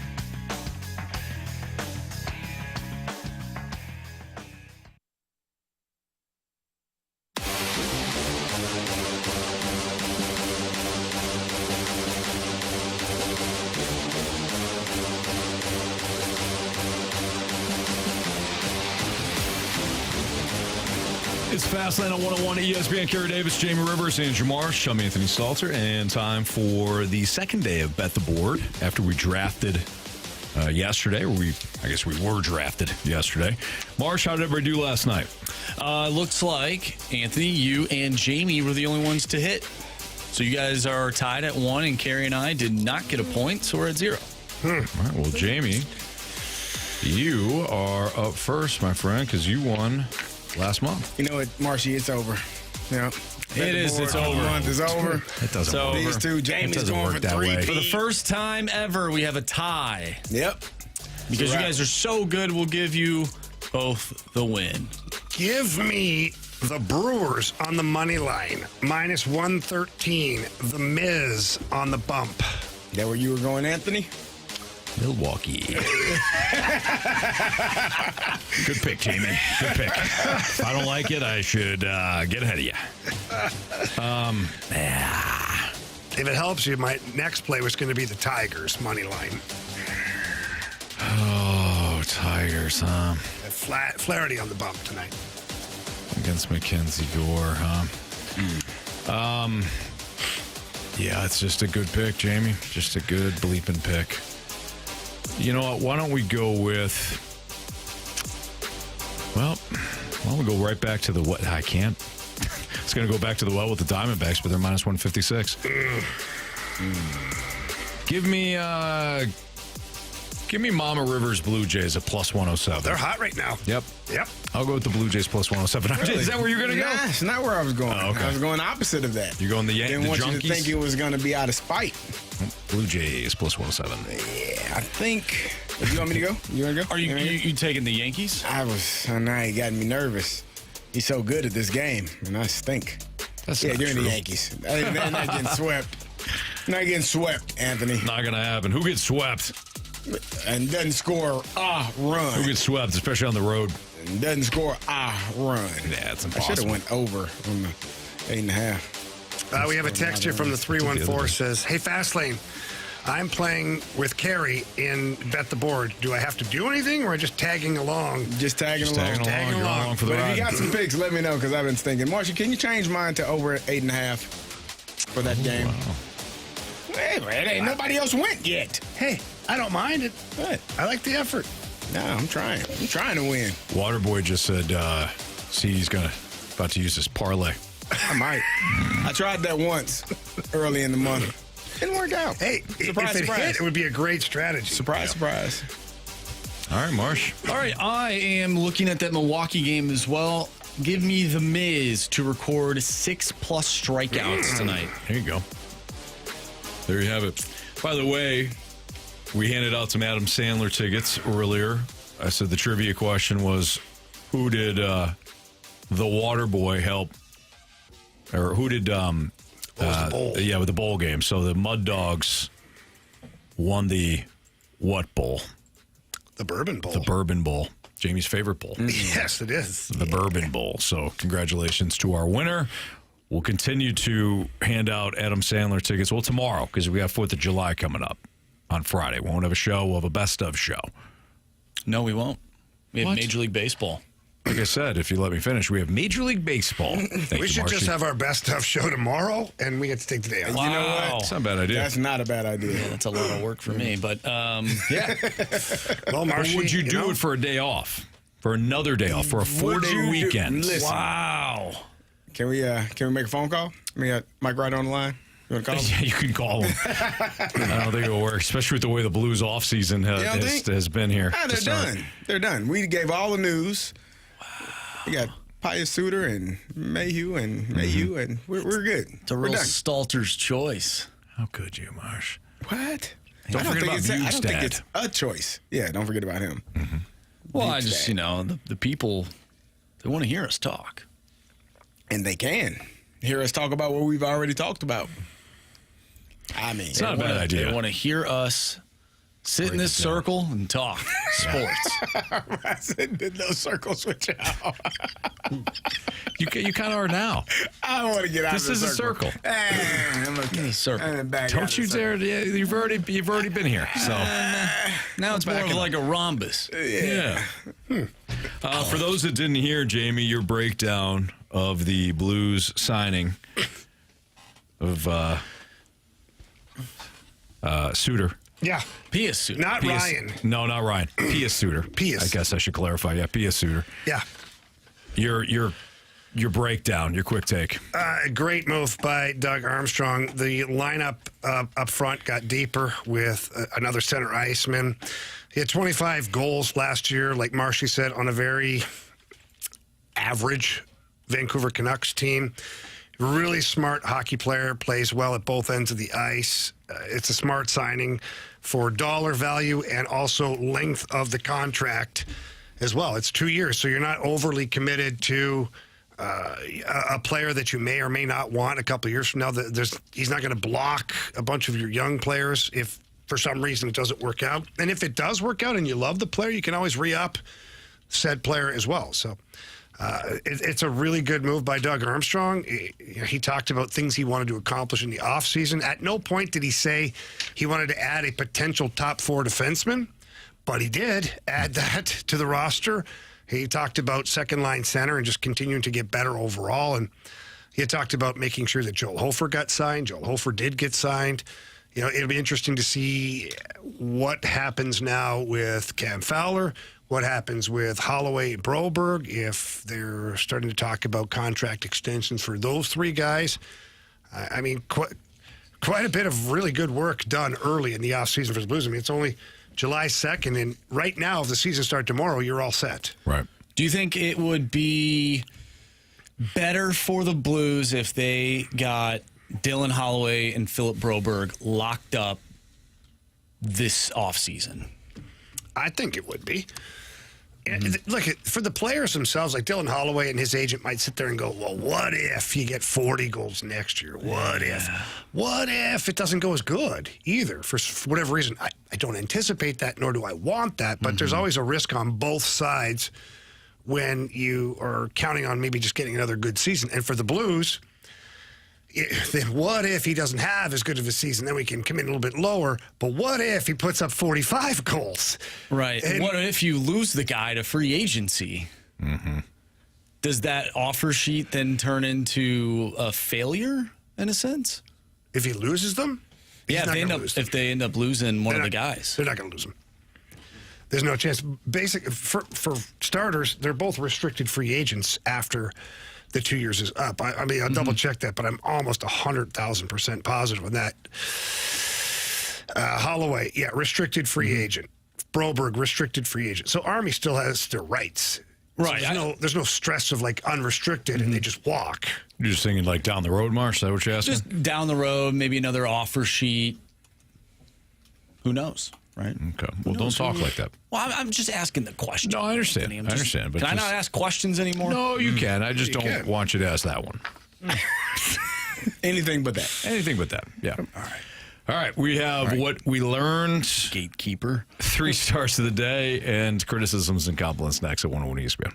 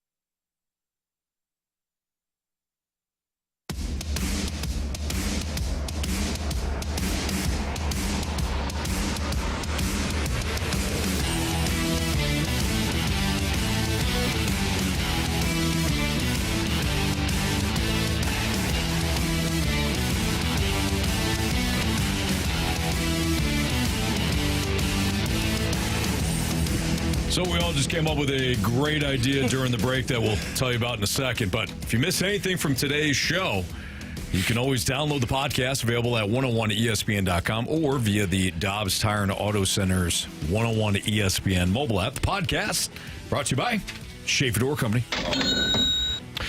Boys, we had a great idea during the break. Yeah, we did. Considering that the 4th of July holiday is on Friday, and of course we have Freedom Friday here in the Fast Lane. Why don't we do Freedom Friday tomorrow? It's a great idea. Great idea. Round out the week with Freedom Friday on a Thursday, which the first Freedom Friday and ever was actually a Thursday. It was. It really is. The founding fathers had that on a Thursday. Homage to the original. Yes, exactly. Yes. 100% our deal. Our idea. So that's what we're going to do tomorrow. So get those Freedom Friday topics going in. Yeah. Actually, Sean Panula came up with the idea. So, Sean, nice job. Nice job, Sean. Sean. What is your problem? Wow. You didn't say a word. I said Is it Sean because- 3 no, times. I looked over at you, looked and at you were- me, you and were you didn't say a milli-vanilli word. again. I didn't see you. I didn't see you say a word. Go back, check the tape. I will. Yeah, check the tape. I'm saying Sean until I notice that you're not. I'm gonna look at it. Let me check it out. See what you were doing. Don't get your problem, man. Let's see what Jamie was doing. Yeah. Sean chimes in the snake pit. Proud to be an American. Should we sing it? Or at least I know I'm free. Proud to be an American. Well, at least I know I'm free.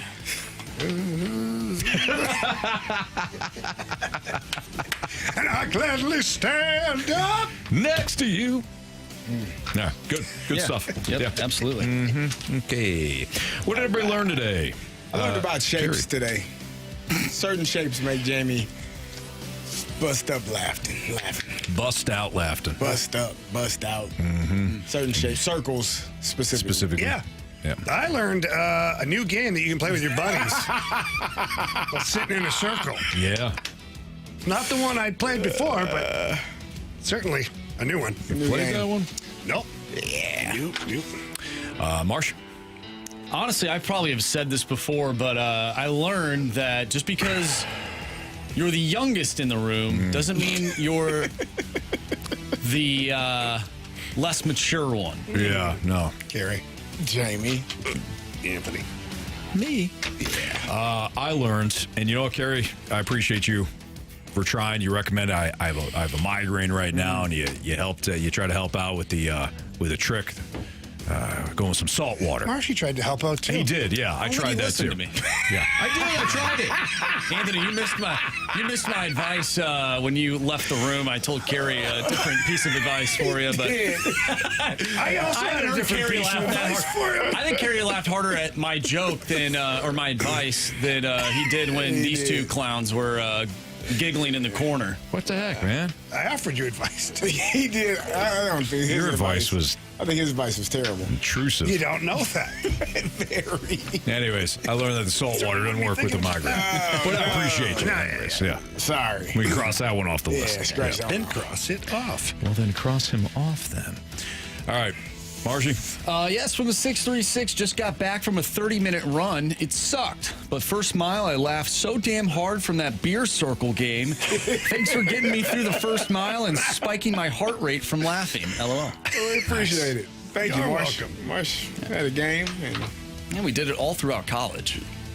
I'm sure you did. Marsh, you're not. Outside. It was an outside game. Yeah. I'm sure. Oh, yeah. That's Outside. Be careful with that one. Yeah. Okay. It's cold up there, too. It is cold. We'd actually play in the snow. Boy. Okay. From the 618. YouTube is testing an XP leaderboard for live streamers that recognizes users with the most XP and awards them a chat crown. You currently earn XP in 3 ways. 1, sending chat messages. 2, sending super chats, which are paid. Or 3, sending super stickers, which are paid. Huh. So a little information there about the crowns. Okay. Anthony, if you don't get a crown tomorrow, you don't even care. Yeah, no, especially on a Freedom Thursday. Yeah. A Freedom Friday on a Thursday. Yeah, I'm with you, Jamie. That's a good call out. All right, you guys ready for the 3 stars of the day? Sure. It's time for the Fast Lane's 3 stars of the day. Presented by Circus Sports Illinois. Sports betting the way it should be. All right, our 3rd star of the day goes out to Darren for beating all of us in the Gauntlet. Way to go, Darren. Oh, hey, Darren. Oh, taboo. Taboo. 2nd star of the day goes out to XP. Oh, yeah. Experience points. Extreme points. I don't know. Yep, that too. And, of course, the 1st star of the day goes out to sitting in a circle with your friends. Yep, got to figure that was coming. And well said. Yep. And it did. Figured you'd like that. All right, that'll do it for us. We have a very short instant replay. That's because we have the U.S. women's national team taking on Canada. Pre-game for that coverage is 6:15. Kickoff is for 6:30. So again, we've got the U.S. women's national team taking on Canada. Pre-game 6:15. Kickoff at 6:30. Again, if you just missed it, we are going to do a Freedom Friday on a Thursday tomorrow. So start thinking of any sort of topics that you wanted to have us discuss tomorrow. Feel free to start sending those in. About 2:05 is when we start here. Fast on 101 ESPN. 2:05 is typically when we get going. Oh, man. 2:05 to 6. So everybody have a great night. Appreciate everybody tuned in and listening and watching. For Andrew Marsh and Carey Davis and Jamie Rivers, I'm Anthony Stalter. See you.